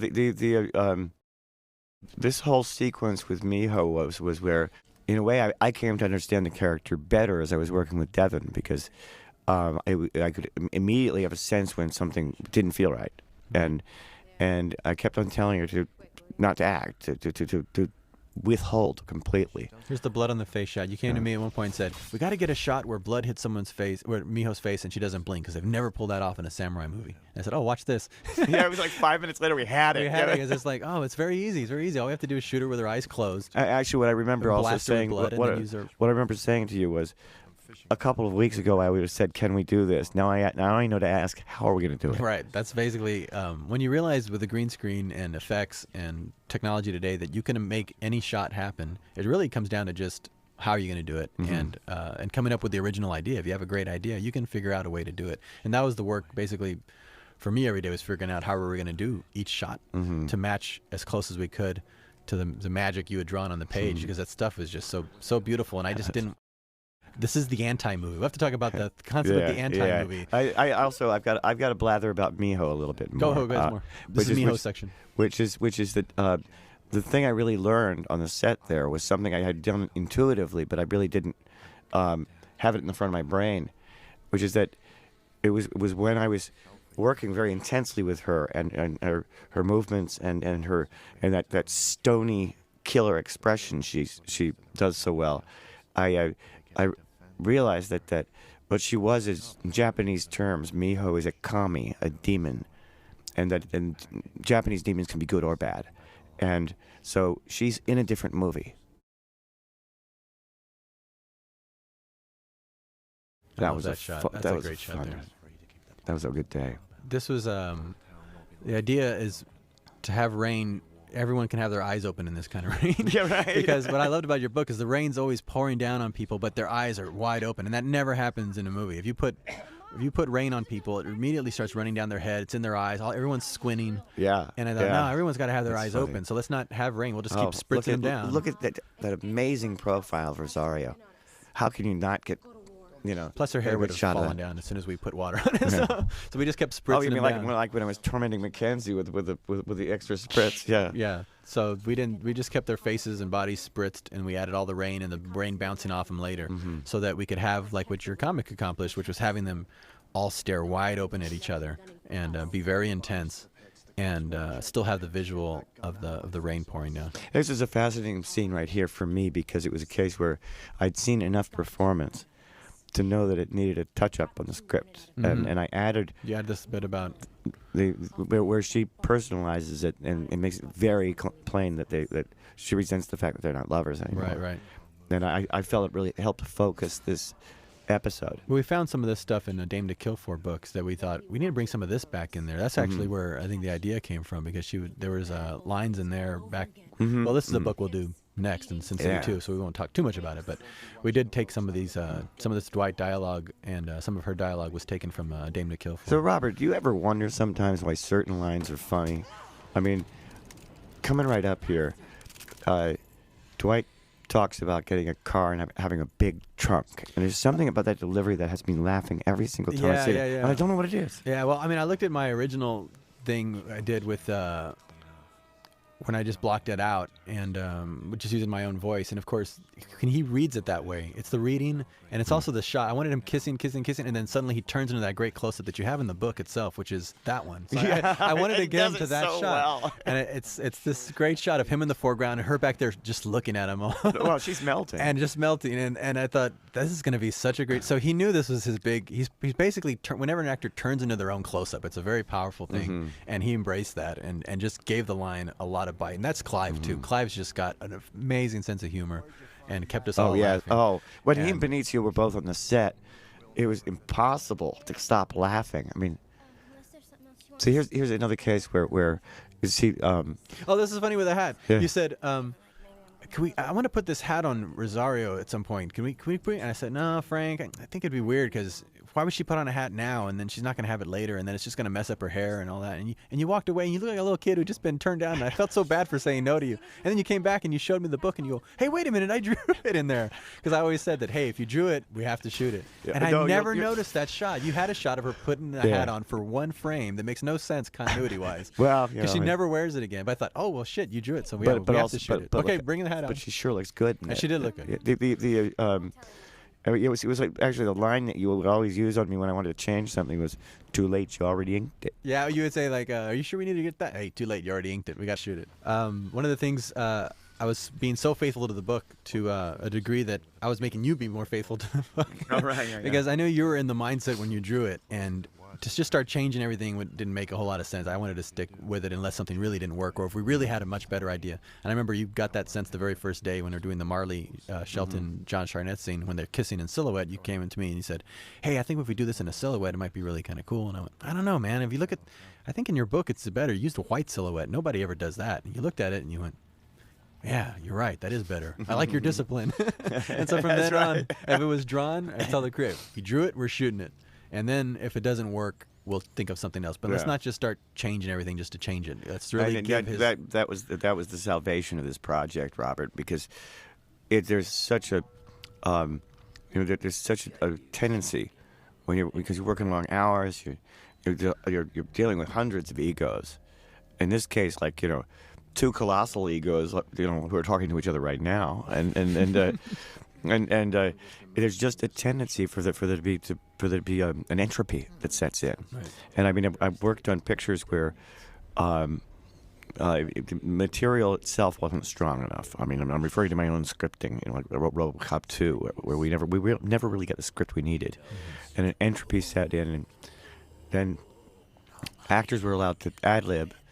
And it was like a feeding frenzy. Yeah, right. And the whole thing just kind of like flew in 1,000 different directions and really was unsalvageable. So by the reason I used the word discipline then was I realized that one of the many things you've taught me about directing, it's a matter of staying your course, right, and not varying from it and saying, okay, maybe I'm wrong, but this is where I'm going. Exactly. I mean, there's a lot of ways to do it, but this is the way we're going to do it. It's this way. And you just kind of make that decision, and everyone follows along. I mean, people like clear direction when you've got something like that. Otherwise, then they're going to look out for themselves. Well, they're going to try to protect themselves. These two gents knew what movie they were in. I mean, they knew what material they were doing. Well, maybe not this day, because there was a third director who showed up on this day. That lunatic. Which, on my commentary, you'll hear Quentin talk about this. But this was a day where I said, Frank, we've been directing all this time. We're going to take a back seat to directing. I'm going to be there as the DP, editor, effects guy. You'll be there as the writer, producer. You sit behind the big monitors, and I'll sit in one of the cameras, and we'll let Quentin just have his day and have fun directing the actors. And it was so great. I think I looked at my diary again. At the end of this day, you came to me and said, this was the most fun day I've ever had in my life. And I said, Frank, I'm going to write that down, Frank, because I'm going to have to mention that later, because it was a creatively it was gigantic. And also it was, I keep on referring to my education because this was my first picture in this role, and I Quentin taught me a lot about directing, not just because of his expertise, because the two of you think very differently. Totally, it's fascinating to watch you. Yeah. I like to refer to you as the Apollo and Dionysus. And anyway, when he showed up, also I learned the parameters of the job of being a director, because you can confuse people, Robert. Oh, totally. You do so damn many different things that I was feeling like I'm not pulling my weight here. Right. And you were always saying, you're doing fine. I say, man, you do more than most directors. Don't worry about that. I'm always doing 100 jobs. Don't worry about that. But when I saw Quentin at work, I went, oh, I get it. Directing is all the stuff I like to do. Yeah. I was sold. One more time. No, it was a great, just to learn from somebody else's point of view. Again, like I knew I would learn from you. You learn a lot from Quentin, and and I mean it's kind of this wonderful take here. Remember how I was always trying to get you to do like bigger close-ups of guns? Yeah, you said you got to get even closer than that. The guy said, "Well, I think at a certain point we won't be able to tell it's a gun anymore. Yeah, right. We're about as close as we can get." That thing on there with the color on the eyes, I just added later. I just thought, let's try this. What do you think of this, Frank? You're like, cool. That was one of the funniest comments you would make. Well, sometimes I'd bring you over because the actor would come ask me a question sometimes, and I'd go, you know what? I don't know the answer to that. Let's ask Frank. He knows. Frank, and I'm curious to find out myself. Frank, why did you put dinosaurs in the, like dinosaurs in the, here? And you're like, oh, because it was cool. Because it was cool to draw. And I went, hey, I don't need any more explanation than that. That's half why I do anything. It's cool you do it. It is cool, It though. is Look totally at it. cool, but that was usually sometimes we thought there'd be some real in-depth explanation as to why you had this person wear this outfit or do this, and you'd be like, oh, because it was cool. Because it made no logical sense, but you thought it'd be cool. And I thought, explain no more, man. I'm right there with you. I get that. That was what completely. was so funny when it was the three of us too, because it really was the three amigos. The problem we had on the set was that the three of us, for one thing, is that Quentin and Robert have been very close friends and colleagues for years. Yeah. So I was like the late comer, but it was like You were right in there. I was right away, immediately man. welcomed. You were in there right away. It was And like the we- three amigos so quickly. Yeah, what I like to tell people is that all of us take our jobs very, very seriously. We only look like a bunch of little boys in a tree fort. That's right. When I first met you, we met at that bar the first time to show you the Yeah. shots I had done Yeah. as an earlier test. I tracked you down. I just realized I didn't meet you till November of 2003 to show you this project because I thought if I could just show you, you would be into it. But I had to track you down, and you were running and hiding. You just didn't want anyone from Hollywood calling. I kept saying, but I'm from Texas. Finally met with me. I showed you the footage. You were blown away, and I said, hey, man, it's right out of your books. I just shot your panels, and that freaked you out even more that you didn't even recognize your own drawings. And then and that it worked that well. And then as we started talking more, we just got on so well that Yeah, it was instant. It was like this Then from the then beginning. you took me over to meet Quentin. Well, that's the thing you in asked me while we were California. at the bar. You said, because I mentioned something about Quentin that I just got back from the Kill Bill premiere, and I was writing music for him, and you looked at me and you went, now what kind of guy is Quentin? I have the feeling he's the kind of person who maybe laughs at his own dark material. And I just started busting up going, you're not going to believe how much we're three peas in a pod when you meet this guy. You and him are so much 'Cause alike. the funny thing is, it's like 'Cause you think your stuff is really funny. You think this is great comedy. Well, okay, And in of fact, course. we kept calling this Big Fat Kill episode, this is the screwball Screwball comedy. comedy, They're running around chasing the head. It really is like a screwball comedy Look setup. at him. Look at him. What's not funny about that? You know? But that's the thing is that Quentin's the same way. He sits there, watches the most brutal thing in his own movie, and he's laughing. I told you that's the thing. At the zone premiere, he's laughing louder than anybody. At a movie that he's just spent the past year and a half making. Well, He's there laughing. I love this scene. This is one of the many places where Clive Owen shows his chops. Right. Is that because almost all those movements, as I recall, are his. Yeah. Because it's so many of them are medium that they have to be. Yeah. And And he's just so good with his face. I mean, when he does Yeah. something like this, which is a great shot in your yeah, even in the you know, book. it's like he's staring at a hand It's like, grenade, going like, "Oh no." You know, we will not talk about the other The expression he gag, used. I'll put that on the making of on the 20-minute film score. 20-minute film score. Clive tortured me with Tortured that you with that face, and I'll explain it later because I have to show you. He would say, "How faithful are we going to be to the books, Frank?" And he would show you the book drawing where you'd have this very comical look on his face. He goes, "Do you really want me to do this face?" And he would It's make like fun. it looked like something out of like Gary Larson, you know. And it's just, and he kept doing that face. He would bring it over to me, going, "Are we really going to be this faithful to the book?" I was like, "Well, I think you don't have to do that face in particular." But he So wouldn't stop. He wouldn't stop. And then finally, I shot a version of that shot. I with it. know you showed it to me to torture me. And the first edit you saw of the movie, I showed it to you. And I at first I thought, yeah, I'm gonna have to have words with Robert about this. I think I like his editing up until now. Yeah, I picked the everything was wrong so take. slick, and then all of a sudden it was the goofball shot. This was so easy to shoot. It was scary because I just loved how you conceived of this idea. How do you show someone sinking in tar from under the tar? You lie. Unless you do black and white like this Yeah. and put them in white. And a Also, silhouette. this But is it's so the easy to shot. shoot. This is the shot though that kills me, with the way you got that. Where It looks this, just like it's right out of the book. but what I mean is, the book couldn't do that moment of gripping, which is a moment of Right, right, right, right. salvation, and.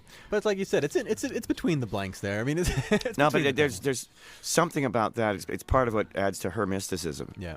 Well, I mean, I just love the bridge of this. I mean, the bridge between your medium and the film medium is that you're getting the best of both. You're getting the striking image And that's so simple. And You've never there's seen it before. there's your stunning sister. Oh, this is my sister. She was in one of the early tests, and you said, "Who's that beautiful girl in red?" I go, "Oh, that's just my sister." And you said, "Oh, you got to put her in as one of the Old Town girls." You go, "Really?" I mean, well, okay. if Well, you yeah, want. I had to lobby you a bit because I'm just so used to you it's thinking just my a own sister. siblings, And meanwhile, yeah. I was like looking at her going, I want to be trying to Wait a squeeze my minute. sister in there What? because I got 5 sisters. no, the other director was the one insisting to put We her were in. insisting to put her in, and we were like trying to find girls that were really in shape, that were tall And and she- and statuesque. she can act. She was very good. And she can act. She's been acting in my movies since the Yeah. beginning, But no, it was glad she got to be in. Now I love this whole sequence here. Yeah. Starting with, again, this was a vertical shot, so I just took that as a pan. I added this little you bit improved here, it. and just bridging the scenes together. Yeah, that's one of my favorite And this is one of the best transitions in the lines. whole movie. Yeah, and that's one that's just a made up thing, just bridging them. And but I love this dialogue here is great, and just getting cool characters in a car like this is so fun for them to play because they don't have to talk. They can just sit there and hear the voiceover. Oh God, you remember when we were shooting it? Patricia had so much dialogue, and and like you She was reduced it. Dallas, yeah. She played Dallas. She plays 2 characters, so we. And what I mean is, in this, I love this shot. That's great. Yeah. Looking at him. This whole gag got started on the set. This is one case where, by the way, that is one of the most painful deaths I've ever seen. I know, having to kill my own sister, that hurts. Yeah. But this was like, this head getting cut was in the book, but it's Yeah. in the panel. It's kind of in the background in the panel, and it just took on a life So of I its own guess I after a am while. like Quentin. I think it's It hilarious. is a very funny shot, and this is great Oh, because she rides. This is what she and wanted this- to do. this You is- wanted her yeah. ride the grenade. This is where she came back and said, and I wanna do that I, stunt. I'm doing it myself. Yeah. And what she brought was she brought the cartoon to it. Anytime you can have an actor do it, it's Well, just gonna. you know what she did was she's gonna put more at character that into it. point she was so into character that she knew that she might as well be a cartoon. Yeah, I mean, because that's not a stunt; it's a character thing. So Yeah, and then you know so she kicks her feet up as she goes back, just like in the drawing, and she rode those cables like a trooper because at that point, she must have been utterly exhausted. I think that was the last day for her. yeah, she did a lot in that last day. Well, how we about did that? a lot in that last day. Well, we'll get to her finest hour soon. When her there's a cable shot of her that is I right, worked that's it and right. worked it and worked it and then she just delivered a masterpiece. I would make fun of you on the set because you love that character so much that when I'd see you there, like the Taskmaster, while she's there acting, you're there with your arms crossed, like I called you like the ultimate soccer dad. I mean, you're like they're so proud of her, your little Miho. You trained her, and I was like, Frank's so enthusiastic right now for this sequence. He's trained her, and now he's so proud. She pulled it off, and you went and show her the takes, and you gave her a samurai sword at the end, right? Yeah, And she was so excited to get. Mio carries 2 swords, and I presented her with one of them. Of course, I stole the other one. She said, "Mom, I got a sword." Wasn't that hilarious? I love the look she gives between Dwight Oh, here. yeah. This is just a little added thing. I just stayed closer to her. You know, the strange thing, I mean, I don't know Kept how us it in. is for you. She said, "Look at him." exactly. She looked Yeah. at him. Oh, no, this shot Oh, was not in the book. this was an amazing. In your book, you moment. have a wide shot of them kind of running off, and I went, I think we need something more for Yeah, this yeah, dialogue. and you came up And with I this. thought about it in about, Well, took me actually, about 10 seconds. what you said was, it's got to be fast and it's got to be brilliant. And then so you Frank, came we up got to with think of a new shot. It's got to be. And- We have no, to this come up was with your a shot. fast. We This gotta was be your brilliant. shot. Well, I had you think about it too, because I said we got to come up with a shot. It's got to be fast. It's got to be brilliant. But what I had to do, what I had to focus on though, was that all Miho does in that shot is stand there looking at him. Right. And I went to her and at this point it was becoming almost a joke on the set because I went over and went, Miho. She like shoots that lethal glare, and it's almost like she's like she's a samurai and I'm the daimyo or something. And I said shoulders back. I said chin up, chin up, and arms away from your sides. You're not a woman. You're a weapon. And she went, Yes, master. and anyway, then I said, your eyes never leave Dwight, because Gail has been kidnapped and he is your master now. Right. And that's all it took, because as soon as she got a little bit of guidance, that gal would just do anything, and she delivered with goods every time. You gravitated towards Miho. That was I said that from the very beginning. Hey, look, Gail and Miho are my Okay. favorite characters. And then this bit here, I wanted to keep. In one of your drawings, I saw blood on her mouth. So I said, Yeah. "Can we pull some neck out of her like a zombie movie?" That That'd be was- great." that was Rosario scary, was man. so excited to do this part. And where she also, look, pulls rips. both of them, Alexis is completely into it. Oh, and these guys, look at that's These Nicky guys- Cat there with Oh, a shaved Nicky's- head. Nicky Nicky is Cat's great. unbelievable. I've known Nicky for a long time, but he came in and did this small part. Just he loved Frank Miller, he loved Sin City. Also, can I tell you an shaved his head for us. in-joke bit? The earring that you right now see on Becky Uh-huh. is Martha Washington's symbol from the comic Oh, books. there you go. From Russian. Yeah, there's my gal. Yeah, Yeah. she's spitting the. Also, that's a Rodriguez moment. That's right out of your book. You have a shot where he's swatting her, she's airborne. I go, how are we going to get her fly like that? And we pulled her on a wire. We shot him separately and yanked her. I know. Sometimes tell I you, think I'll I say- came up with some of these shots, and I look at your book. No, we followed him Well, right I'll out tell of you, your- Robert, there's a reason we collaborate. No, man, I can't. Sometimes you can't tell what shots I kind of came up with and which ones were from your book because I shoot in that sort of style. But Hey, your shots in particular, Here's Nicky. Nikki's just taking that and running with it. It's really funny. And Clark Middleton is fantastic. I don't too. think we gave him much of any direction at all with Nicky. He was so funny. I didn't know what for him to do. I said, you got to, I don't know. This character was so very funny in the book, and he just came in and read. I had an idea in mind, but when he walked in and did it his way, it was so much better than anything I had. When he went, hey, But even before that, when he goes, I knew there was a reason. I Oh, yeah, that was As soon as he walked in with that, I was like, that's the shot. That's the shot. Okay. That's when she's jumping. When she's jumping and flying, we had to do a bunch of takes. We had been running her ragged, or I had been running her ragged, but she was fearless and tireless. And finally, I spoke to the sword master, and I said something's wrong with this flying shot where she's firing her bow, and this is her money moment. This is the biggest moment Miho has in this movie. And I said, what's wrong with it? And he said, her knees would be further apart. And we were on like take number 4 or something. I went over and I said, Miho, can you do it with your knees further apart? And she just nodded. At this point, she wasn't even talking much because she was so in character that she didn't talk that much. Now this beat here, why was it that Benicio's character was still alive? Why is Jackie Boy still alive? You'd said that you'd had an idea in the script, and then in the book where he Yeah. blinked at him or something, or he winked at him, or it says that in the book. Is that what it says? That he winks at him, or? Well, the idea is Dwight is having, But was is that right in the on book? the edge. Was that in the book, or was it something you No, said? that came up performance. I mean, that was more. I thought it was something you mentioned before that you had this idea where. Cause that's where I got the idea. Yeah. There was that. The idea was that I was going to. You always wanted him to wink at him or something. Yeah, just one beat like that. Yeah. And I said, oh, well, let's But do that. Let's You keep don't give Jackie Boy you don't give alive. Rodriguez that. He runs with it, and all of a sudden you got like. Before you know what he's talking. Well, I just thought Jackie Boy sort of. Yeah, Jackie Boy is such a great character. He kind of disappeared here at the end, so I Yeah. thought if we can keep the head alive a little bit. Now Yeah. that's what it prompted you to say. I think I was going to Yeah. draw him winking at one point at the end. So, Yeah. oh well, this is the thing. When he's holding that great head shot up. Yeah. When he has the head up like that, let's go ahead and do it there and have him say something or look at him or do something. Now this one is where I took your red sky from the cover of your old dark. I love this shot. Dark Horse comic. The collection of the paperback collection has a red cover with Dwight on it for the big fat kill, and I love the way that Lynn Oh yeah, she this always. was Lynn's cover, This was. and I took that color and wanted to put that behind him, and you said, yeah. That was one of do the it. great things about doing the covers with Lynn, was that Lynn Varley would bring a completely different sensibility, but accept the black and white nature of the material, and so it was a perfect lift to bring that into this scene. I've also got to make another point about my partner here is that a shot where all the women are mulling down all the guys, and you're seeing a rather amazing number of models Oh, that's firing right. guns, wearing very, very little.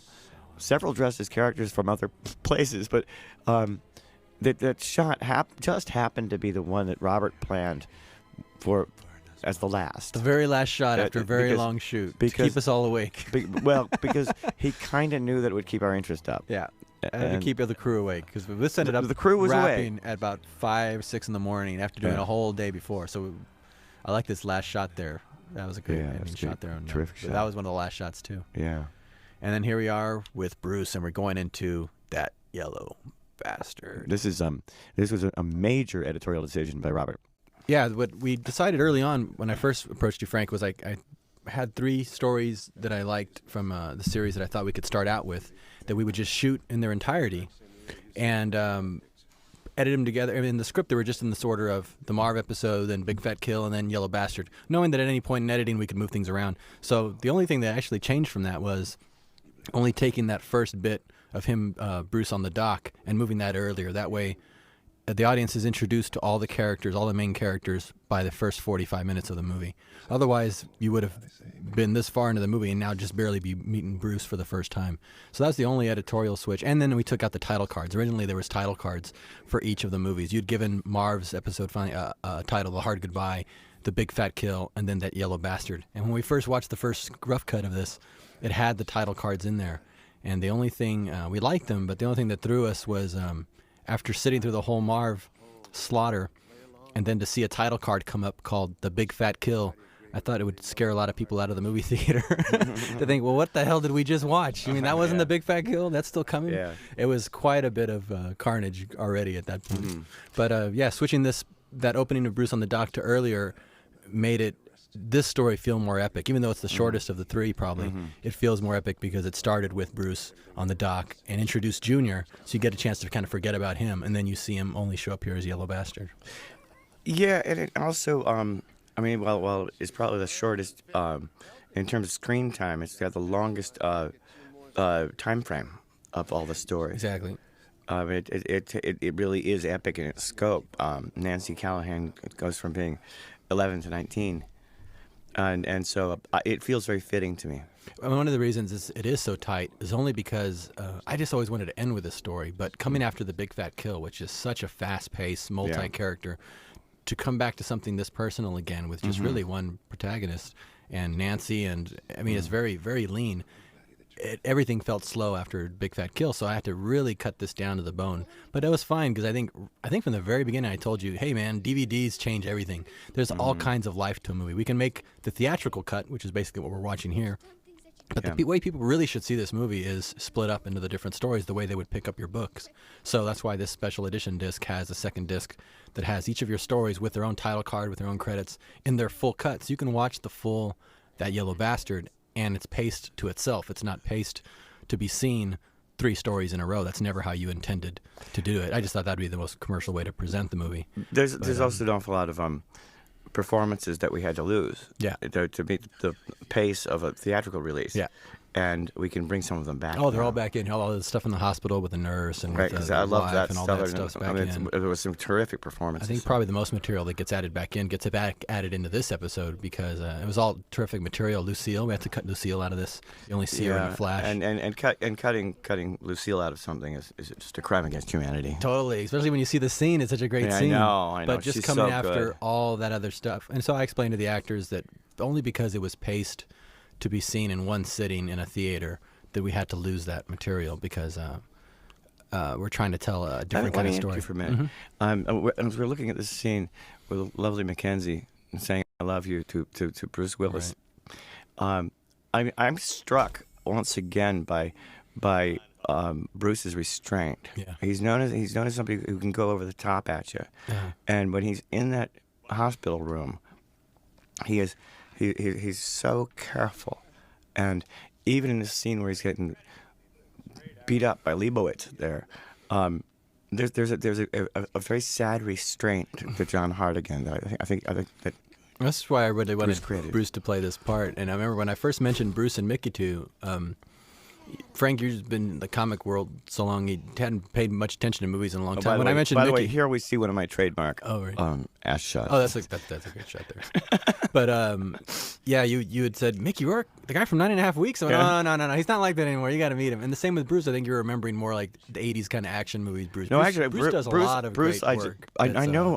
Very much not comical. Actually, my real concern about Bruce is I didn't think we'd get him. He's one of my idols. Oh yeah, I mean, you were excited to go meet him, and when he said, I think you were in the bathroom when he even said he was on board before he even saw much of any. You're like, what? It's over already? You already agreed to do it? It was very quick. He loved this material. Well, I remember him standing up and saying, "I'm in. That's it. I don't have to see anymore." The reason this blood is red here is because it was shot originally just to be black and white, but I just found that again, anything that's red just turns a very dull gray.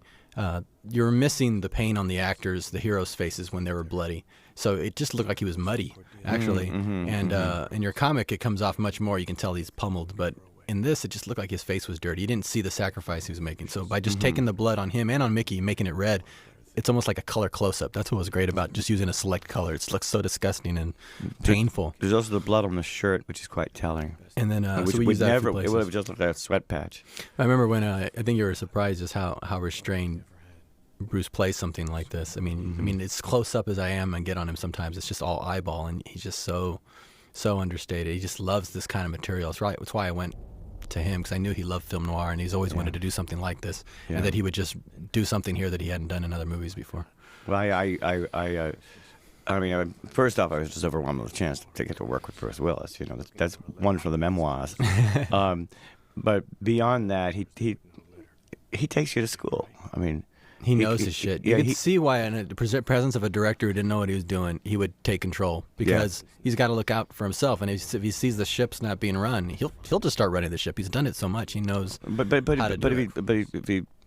But if he knows you know what you're doing, and he respects the work that you're doing, Yeah. he loved your book, so he was gonna, he was all ears when you come up. look at with what a he just suggestion. gave that moment. That growing alarm, it was just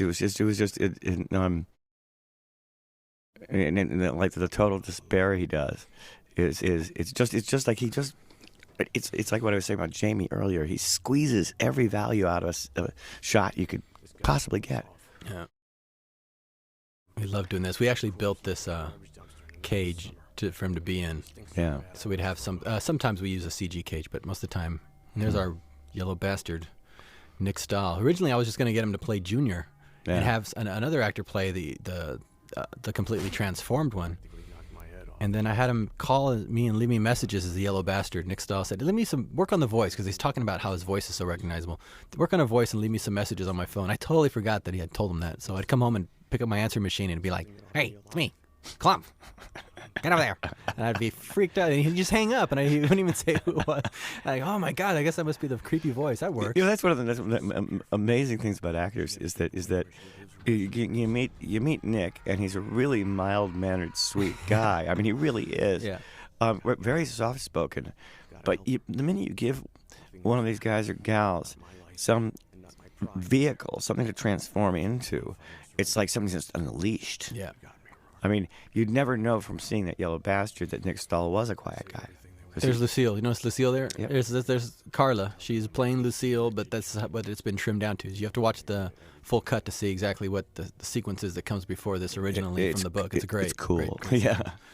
Oh, And there's this a stuff- shot that looks a little bit like a drawing. It looks right out of the book. What we noticed was, and that's why I gave the different effect sequences to 3 different houses, was that your book style changed, evolved as each book was drawn. And in this book in particular, you got really, really simple with the drawings and with the look. Why was that something conscious, or you just drawing that way, or how did it evolve that way, the look for each book? The stories demanded whatever they demanded, and sometimes it's just done intuitively.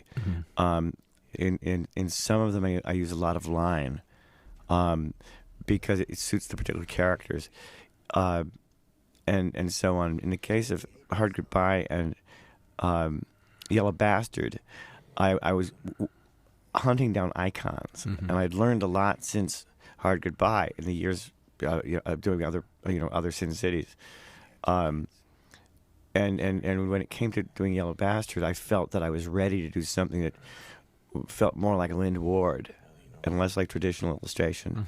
So I did get a much more abrupt. It was actually one of the hardest art jobs I've ever done. Really? It was really. That's what's so amazing, is that the stuff looks so simple, and yet you show me the drawings, the sketches, and they're fully detailed drawing. But that was one of the things we took on the movie. One of the favorite quotes I got from you early on, and you learned this from, I forgot who you say you learned it from, but when in doubt, black it out. Who taught you that? That was the great comic book artist Wallace Wood. That's right. That's right. And he said, "When in doubt, black it out." And he was full of lines like that. That's a great one, though. But his work is an education to me, along with masters like Johnny Craig and Will Eisner. Well, that's what we did here. If you notice, just look at any frame, and we would build in the detail of the set, either with a 2D painting in this sequence or with a 3D model, and then just keep stripping it away when it wasn't important. We just black it out, because there's too much. You can have too much information in a frame. I know one of the things we wanted to do with this particular episode was go bolder. We knew we could, by this time, the audience would be more acceptable of something that was more stripped down, and would be looking for something different. And it took us by surprise to watch this, to see this come up so differently from the other pictures. We're watching it in order, even in rough cut, and as soon as it gets to this very stripped down episode, and you see the yellow bastard, and you see just the different way that we shot it and did the effects, it feels like a great third part to the story. Except when we get to those parts, when we're looking at the bar, we built the bar and did it sort of because it's the one place that could look different from the rest of the city. It's kind of where they go to get away from it, and but a lighting challenge because it couldn't make it look as interesting as the other scenes where we had computer generated backgrounds. It kind of just looks like a regular movie set, and that's what I didn't like about shooting this bar, and it's really why I added color. It was just to make it more interesting. I guess I got to disagree with you a little bit because I love the fact that it turns into a more traditional movie on these occasions because the watering hole is where we return. Well, that's why we stories. picked this set. Of all the sets to pick, I picked this one because this is their break from Sin City. This is like kind of where they all kind of go to get away from it. So to make it a little more realistic, but it also just visually was not as impressive. That's why I fill it with like that. There was shot on green screen, see, so it's just all her and isolated from her. I chose those shots more than the ones that are like that, where you've got all the brick and distractions. Yeah, in the background. I see. No, I mean aesthetically, I do agree with you. I like the variety within the movie. This was cool here. I had Bruce move very quickly, and so I could shoot it in slow motion. He loved, he loved doing this. He's glancing around super fast, so she's still in slow motion, but he's moving very quickly.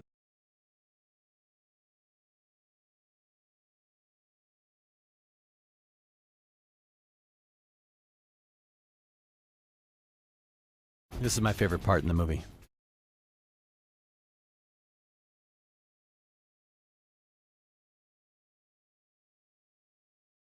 That's all green screen for her there, just to get that. This look. is where she really shows how she can do a transition. Now check this out. You gotta notice this is a really funny bit. Look at Bruce. Sometimes I'll point out on my other commentary too. How when Bruce is enjoying shooting this film noir so much, sometimes he can't stop it smiling. Like right here, look at this. He's like, he can't believe he's getting to make this movie. There's a few times where you can see the joy on his face. There's a few places where you can tell he's just having. But he loved doing. He's watched this movie so many times. Cool.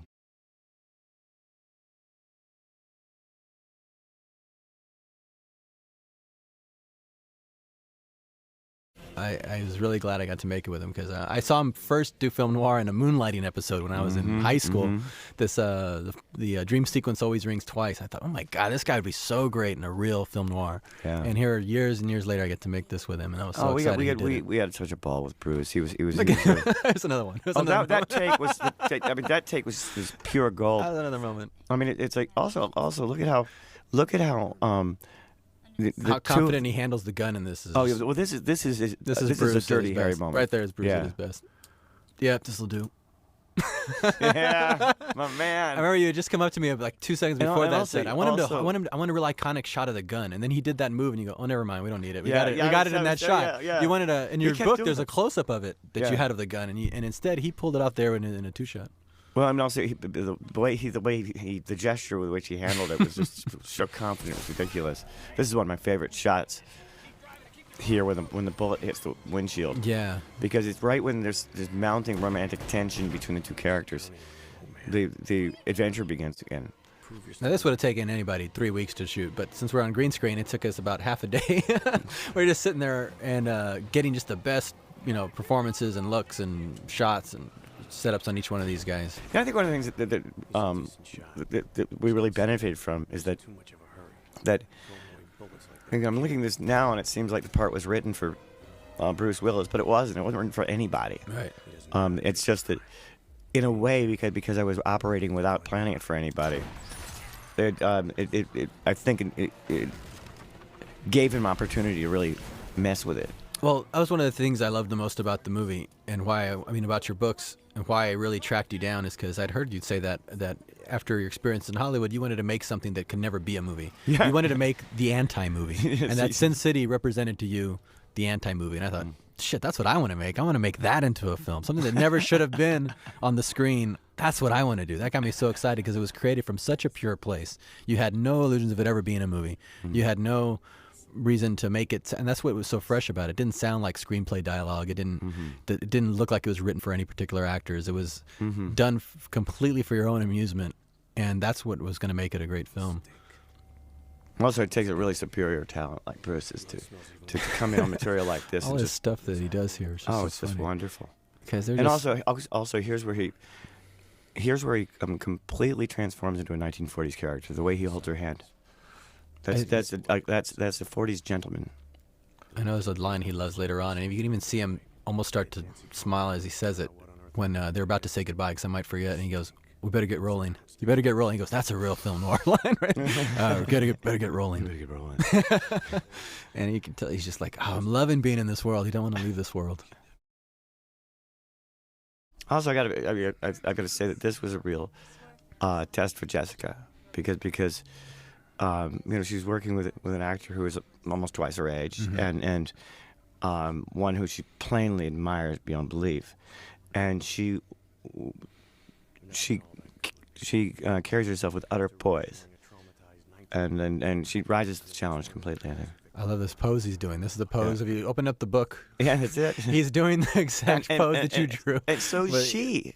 It's really great. And then right down to the decorations on the table, which my set decorators found. We had a few items like a chair, the table. Everything else is computer generated to get this sort of quality of the light and look. But a few items there to make it kind of like a theater. It's like we're shooting theater. Well, one of the other things I want to point out about performance here too is that, for one thing, I love his tentativeness and his confusion as she's revealing her feelings about him.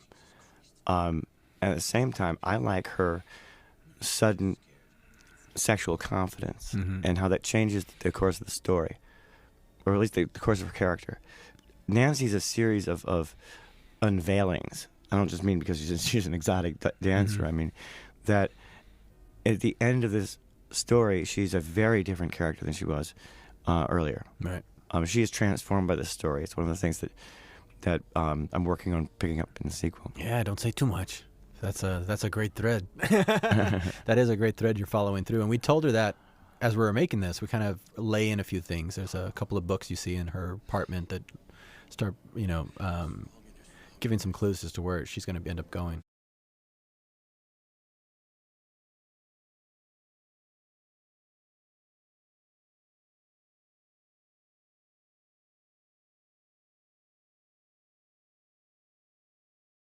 Now we're in the shower, and here comes our buddy.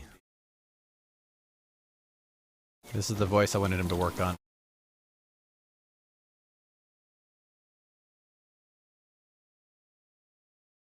This is a great makeup job by Greg Nicotero. It certainly is, and what's amazing is Greg builds stuff that people can work right through.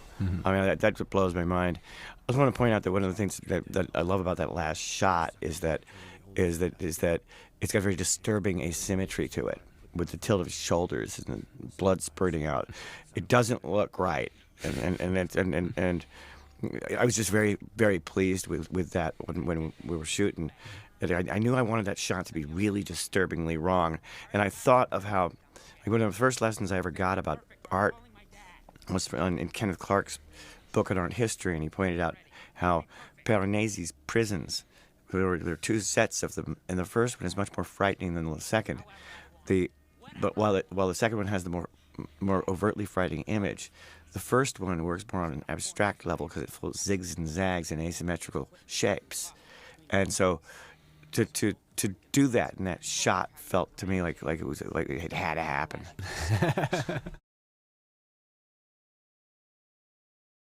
God, I love him in this. And what's amazing is because of the makeup covering his ears, because it's got fake ears on, those aren't his ears, he couldn't hear us a lot of the time, so he was just all by himself in there. Yeah, he had trouble getting notes from us. Yeah, and he would just go for it. He wouldn't be sitting there going, huh, what did you say? He would hear, I think he would hear some muffling coming from us, and then he would just do another take and tell me later, I didn't hear a fucking thing you were telling me. And he just kept getting better and better every take. I mean, he was just probably frustrated from being inside the makeup. He said he'll never do something like that again. But while he did it, he's fantastic. We got him, and he did it. Actually, I was wondering how many people across the world have seen the previous scene with Nancy and Hartigan, where he turns down her affection and thought, "You're a better man than I am, John Hartigan." That's right. There's Bruce hanging from the neck. He's actually hanging from 2 wires, but still physical. That must have hurt like hell, though. Oh, yeah, it's pulling on his balls instead of his neck. But, Right, that's a hell of a choice. Yeah. I mean, one of the reasons I put him in shadow there, because originally you drew him with his dick hanging out. Remember, that was one of the times I went to said, "Well, Frank, I don't want to be real true to the book, but that's a long scene to be having this sticking out there." And you go, "Yeah, that would be distracting. I think maybe we should go ahead and cover it in shadow." Well, that'll make it there's a easier to different- rig him up there. That is It the works thing. really great It in the reminds book. me of when Jessica expressed reservations about the nudity in the comic book, and we both immediately just said we weren't going to make her uncomfortable. And also, to me, it's like I can sit down at the drawing board and draw anything. Yeah. But when it's a real person, that does change.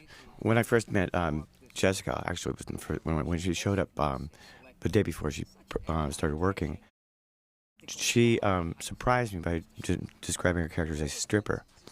And I realized one of those things that happen when you write stories by yourself and draw them by yourself, people can't read your mind. One of my roles in this picture was to clarify things. When she had reservations about the nudity, Robert and I both said that wasn't a concern of ours. And I said that wasn't what her character was about. And by the way, she wasn't a stripper either. I said the whole idea of Nancy Callahan was that you go into a bar where you expect something awful and skanky going on, and with all these losers hanging out, and out wafts an angel. I said that she's Sin City's muse in this movie, and that she's the inspiration, but she has to be angelic, more than arousing.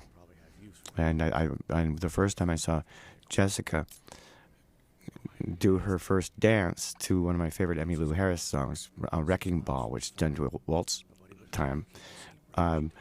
It was one of those. It was a time where I really had to discipline myself as a director, because I knew that a director on a set better not cry, and I was really close. I was like, "Frank, this has got to be your dream come to life." You were just like, "Jesus, I never thought I'd be here." Quite literally, my dream come to life. I enjoyed so much seeing this through your eyes, because I create characters. I know what that feels like to see people bring it to life. So every time I'd find someone that I knew you were gonna just think is your book come to life, I couldn't wait to see your reaction, because I almost got to live it the way you were living it, just seeing you react. And I remember when I first met you about this, that Frank, this is the most fun you're ever going to have on a project. And man, did you have fun on this. Yeah, I sure did. And I just want to get started again.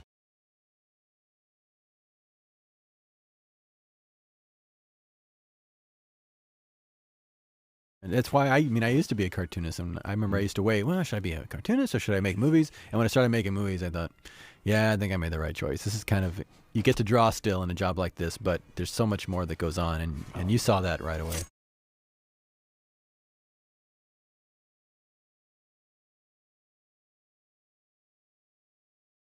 This was a scene where we made some interesting choices, because it goes on much longer in the book, and we filmed it much longer than what finally surfaced. But Robert and I conferred and realized that as filmed, there were two things wrong with it. It actually got, it's pushing its luck in terms of taste. And she was already coming across as utterly heroic. And we didn't need to see her whipped repeatedly, Right. So Robert cut this down to what it is now, and I think it's a stronger, more powerful scene.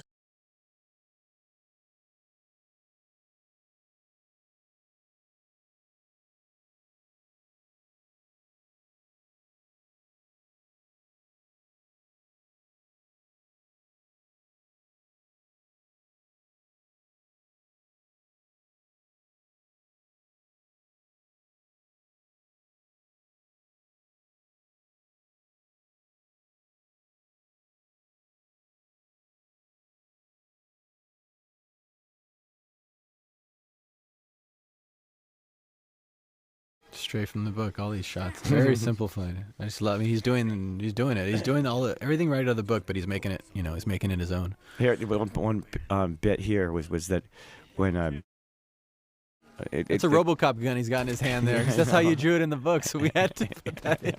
It's a RoboCop gun. Well, but in praise of Greg Nicotero here, he does things that you don't expect. He notices things that you don't expect him to, and at one point when Nick was playing Yellow Bastard, there's something didn't feel right about the shot, and I just said, "Can you distend your stomach?" And all of a sudden, he just stretched, and this thing, this gigantic thing. tumor comes out where his stomach ought to be. And I went, "Ah, Greg, you bastard! You even thought of that?" That's one thing I was worried about, was not being able to do this killing of the bastard like you had in the books. In the book, of course, it only lasts for 2 shots in your book, but here it's going to last more in screen time. But I really wanted to get the ball rip like you had in your book, and then the face pummeling, because that is just so strong in the book. I thought, oh, I hope they let us do that. And Hopefully. Also coming up is my single favorite moment of Jessica's performance. It's just a reaction shot, but I think it's perfect.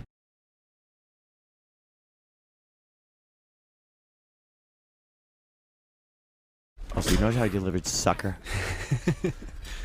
Here we go.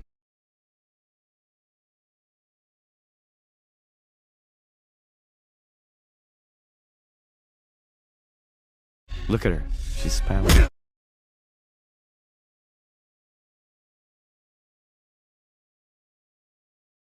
It was scary being around that guy when he was doing this. Oh yeah, he get really into it. He's hitting a pad, but he's totally. Yeah, but his eyes were popping. Eyes are popping out, and he just went loose. And this was like, I showed him this take right here. Perfect. He said, "Well, let's not touch that." and here you're adding back in another hint of the smile at the last minute. Yeah. And this is a great walkout shot, all bloody. That's a great shot. Let me once again sing the praises of Bruce Willis, because we're talking about how few ad-libs there were in this. Mm-hmm. When he was in the scene with Mackenzie Vega on the dock, Right. Little Nancy Callahan, Bruce, who's a father of girls, said that he just had a line saying, "Cover your eyes, Nancy. I mean it, cover your eyes." And Bruce said he just asked, would it be okay if I could say something, call her something more fond, like honey. And I said, give it a try. He might have said, "Cover your eyes, honey. I mean it." No, I mean it, honey. Cover your eyes. And I said, "Hey, Bruce, say baby." And he switched to that, and the moment was vastly improved. And then later, of course, he had to call her baby again right toward the end. It was, and that was a case of a very minor bit of ad-libbing, giving a wonderful setup and payoff to the dialogue. Yeah. Yeah, we're getting ready to close up the movie. There's one switch I did here. I asked you this early on. Again, I was being a little more playing around with the material. I loved the visual death that I did a test on from Dame to Kill For. It was a side view, silhouette, white, somebody blowing their brains out. Yeah. And I just thought, wow, that's such a, when our test, it was so powerful that I thought, I'd really love to end The Yellow Bastard that way, because I think in the original comic, it cuts to a close-up of the gun right here in this shot, and that type of shot, and then says boom, real big, and then he's laying there dead. So I showed it to you and showed it to Bruce, and you're both going, yeah, you know what? It's faithful as we like to be. It's kind of a great, it is a great visual. So we tried it, and we ended up keeping it that way. Yeah, it was, but we shot it both ways. Yeah, we shot it both ways. And also in the comic book, one of the things I realized why this is much stronger in film. I mean, this version of the shot is much stronger for film. Is that for one thing, it says Sin City all over the place. Yeah, that's a complete Sin City shot. But the other is that it was the 2-page boom that shocked everybody. Not the classic gun to the head. Right. Nobody had ever done a sound effect that was 2 pages big. Yeah.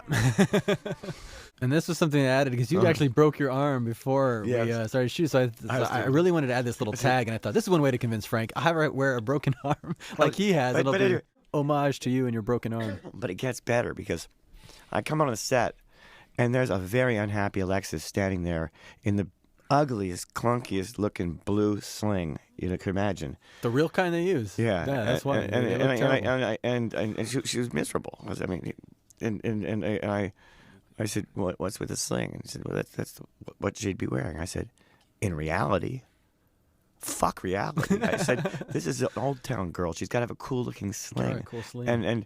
And I said, I know it's going to slow things down, but I have to send someone back to my hotel room because I knew I still had my sling. Right. And then in the last minute, I realized I had 2 of them. There was only one other place it could have been.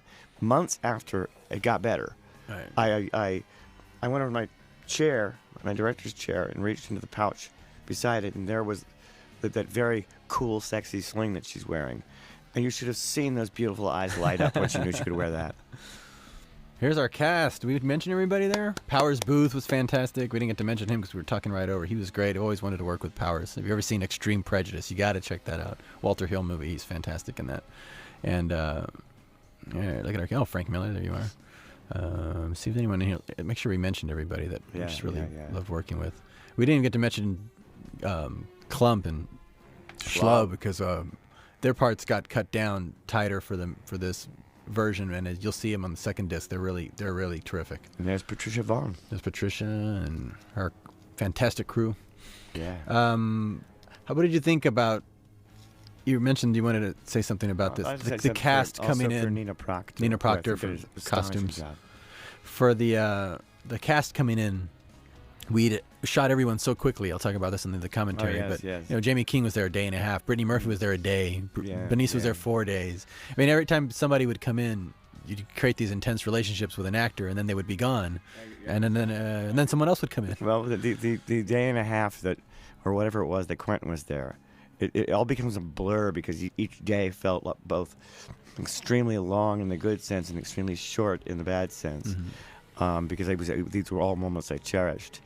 Right. But I was walking around with Quentin, getting to know him, and we were talking about work, and he described working on Kill Bill with Uma Thurman, and he said that across the many, many months that it took to make those two movies, he said it was almost like a marriage. And all I could say on the spot was that Sin City for me was like a string of mad affairs. Exactly. Well, Frank, this was great. Thank you. This is I never thought we'd get to this point so quickly after meeting you that day, but it was felt inevitable. And one of the things that I think we got going on this was once we started that train, everyone just jumped aboard. Oh, did they ever? Because when they heard we're doing Sin City like this, people just gravitated towards this project like flies. It was amazing. And remember the bad news I gave you on the last morning of the last day of the shoot, when I held up my little sketchbook where I did my new shots and drew them, and I pointed out to you. It was only about half full. It was only half full, so man, when do we start? We have to start another one. And we've already started, so by the time people hear this, we'll probably be already heavy into pre-production. But I know one of the things that got in the way just before we started shooting was when the DJ wasn't going to allow us to co-direct the movie, and we just kept going. I said, well, Frank, if it comes down to it, because they're going to take away some of my crew who are already in the DJ, you should just be credited as director, and I'll still be here directing with you. They don't care if there's two directors; they just only want one credited. Yeah. So I was going to just let you have the director credit, and I would just be there, directing. Yeah, and I had to jump in and say, I said, I mean, for one thing, I was extremely moved by that offer, but I said that I didn't want to be the man who shot Liberty Valance, and I also knew that I had to get up every morning and look in the mirror, so I had to turn down this more than generous offer. And then Robert shrugged and said, "Guess I just left the I guess I should just leave." And I said, "What would you do, actually, Frank?" You said, "I guess I just left the DJ." I guess I just left the DJ. Yeah. And then you said, "Can you cover for me for about 10 minutes out there?" And I went out and started things rolling, and next thing I knew, you'd made all the trades. That's right. I'd already good man. Never looked back again. But I think they would see from this what we were talking about, because it can work, and it did work to have two directors, because we both had something very much in common. You loved your material, and I loved your material. So there was no arguing there. I mean, that's really why I wanted to call it. And that was the first thing I pitched you. I said, I want this to be Frank Miller's Sin City, because I've always loved these books. And I didn't want to go and start changing everything. I just thought they should just be up on the screen to a much bigger audience, moving versions of what you'd already drawn. So it was interesting when I first started working on this and told my wife how close it was to the source material. She commented, she said, "This can be first test in that wide an audience that your comic book fans love your stuff, but there are only so many people who read comic books." Yeah. And she said, "You're in an unknown territory, because no one can know whether people are going to like this or not. No one, because this is you all of a sudden." I'm kind of pleased with the results. Yeah. By the way, folks, pay special attention to the special thanks at the end. You'll see the names of some of the greatest comic book artists who ever lived. people with my job never get credited like that. So I'm very proud of that. It was paying back the tribe. Nor do they get their name in front of the title. Yeah, damn straight. Frank Miller's Sin City. When you go to like a